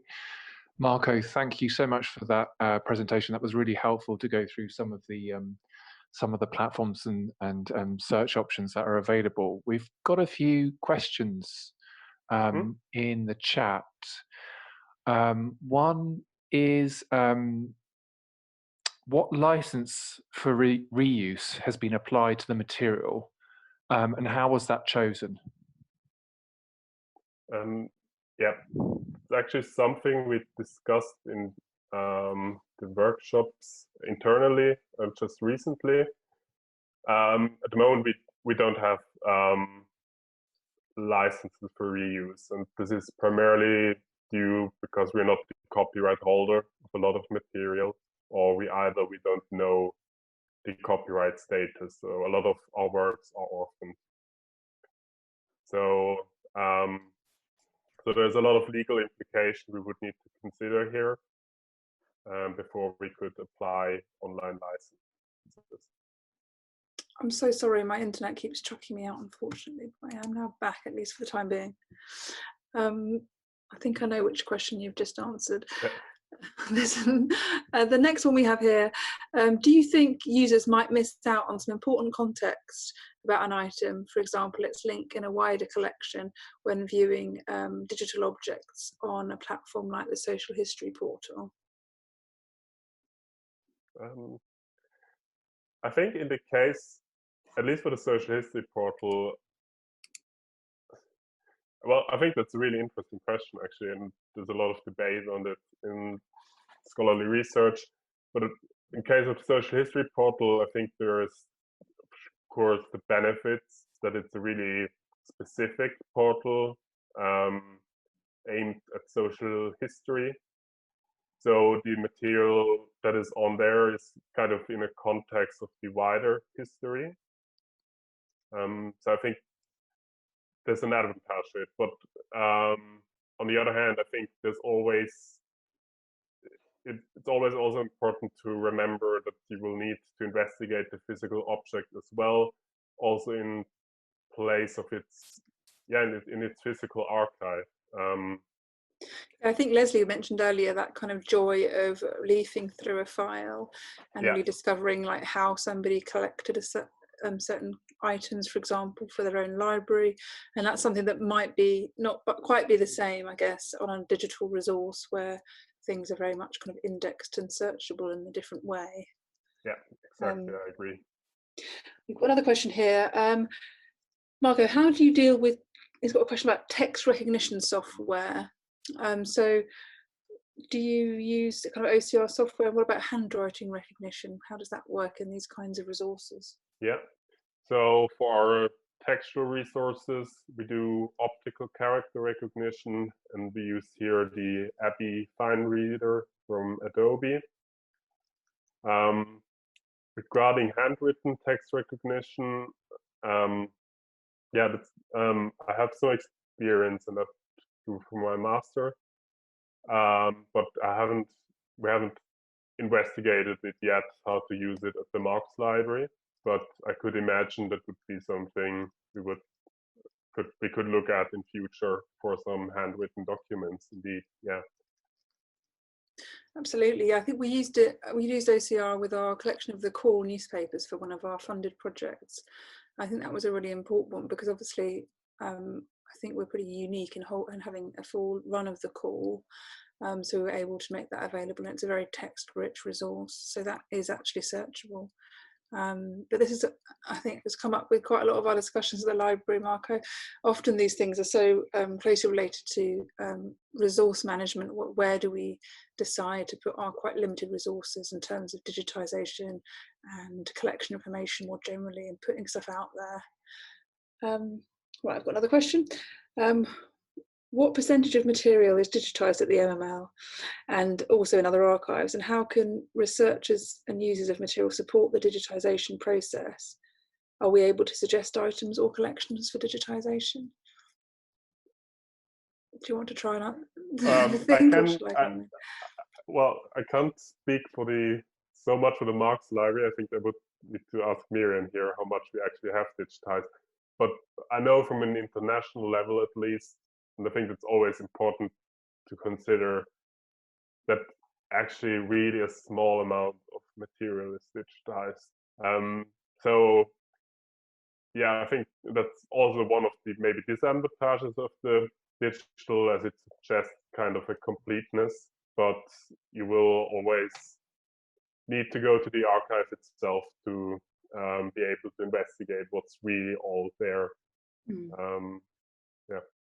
This is a really interesting question because I think in this digital age, and also when the term archive is often used in a kind of IT context, there's a kind of expectation that when we talk about our archives that huge swathes of them or all of them are online, and that also that we have the ambition, for example, to digitize all of our holdings, which I don't think is really the case for most repositories. I mean, the percentage of MML stuff digitized is going to be tiny, so we're really careful, as Marco was outlined at the beginning, about how we prioritize. And one of those things is reader demand. So yeah, we do. I mean, when we get requests from readers, from researchers, to digitize items from our collections, we are obviously very responsive to that. Particularly in the last few months, we've obviously received quite a lot of requests from people who were unable to visit us due to travel restrictions and all sorts. And yeah, so our digitization program has been driven by some of those demands. It's one of those, but it can be a bit catch-22, because the more you have catalogued online on a certain subject, like Spanish Civil War in our case, the more you get demand for digital resources, and then the more resources you focus on that collection. So I think we've also got to take a step back and really look across our collections at some of those materials that really haven't had an awful lot of attention. I think just to add one more thing on that, and an example of that is our recent attempts at the library to pull together some of our archives on the struggle for liberation of India and Indian communist movements and solidarity movements in this country as well. And this relates to Mary's point actually at the beginning of the day on that being an under-researched subject. And we've really had to dig around and look for this material in the archive because it's not in a single collection. We've started to put some material online and speak to people who know more about this history. So yeah, it's a tricky one, but yeah, we want to know what people want to look at, of course. Yeah, absolutely. Is there any other questions that are coming through? Oh, here we go. Are we looking for volunteers? We certainly are. It's a very weird time at the moment, as you can imagine, because of COVID. We usually have a volunteer program of around 15 to 20 people coming in most weeks, 3 or 4 days. But at the moment, we're having to be very restrictive about what we can do on site. But I do encourage anyone who's interested to kind of get in touch. As Marco was saying, we do have a couple of setups and some kind of training involved in some of that work. And actually some of this work can be done, obviously not the digitization itself, but some of the related work on things like our social media platforms and things can be done remotely. I wondered, are there any other questions from anyone? I'm quite curious to find out a bit about their approaches. I think something else that comes up just from my experience at the library is, as Mark has mentioned, some of these hubs, the Discovery Hub and Archives Hub and our catalogue as well. I think sometimes there can be some confusion about online catalogues and access to digital resources. So, you know, we have to always distinguish between those resources online that provide information about our actual holdings, and then on the flip side, our ability to actually provide digital archives online to access to the digital objects. Have you got anything you would like to add, Marco? No, I think we've kind of covered a lot of. We covered it. And the other thing, just sorry, that monologuing about, the other thing that we have to consider, and that Mark and I have discussed at length, is digital preservation. Because obviously the rationale behind digitizing items in archives is often that they're very fragile and that we maybe can't make the original available. But there are obviously, as anyone working in a library archive knows, massive issues with how we continue to look after digital items in our collections, in terms of software and hardware and corruption and security issues and things like that. So here at the library, we're just, because we've kind of been, as Mark has outlined, doing a number of different digitization projects at the moment, we're kind of taking stock a bit and looking at how our IT facilities and things like that can support this work and in the longer term, which is a huge challenge for us as well. Okay, I think that maybe, unless anyone else wants to come in. Oh, okay, sorry, I've missed a couple. There are a couple more. How is the MML using metadata to support the discoverability of digital collections? And that's one question. The second one is, some really lovely images of the Aid Spain banners. It made me wonder, what role do you think conservators have in supporting the digitization process, especially when this relates to very delicate or unusual objects? Do you want to come back on the metadata one, Marco? Yeah. So, yeah, for the metadata, I'm not sure if I understood the question correctly. I guess how are we making things searchable? Yeah, I guess it relates to our poster cataloguing, things like that. Yeah. So we well, in case of our poster digitization project, it was really connected to the digitization itself. So we cataloging took part, was a big part of the digitization project. So before we digitized, we took the we measured size of the posters. We tried to identify the authors with a title, but for posters this was not always possible, and we described what you can see there. Then and this metadata was then added in our Sutron cataloging system, which we use for all of our collections.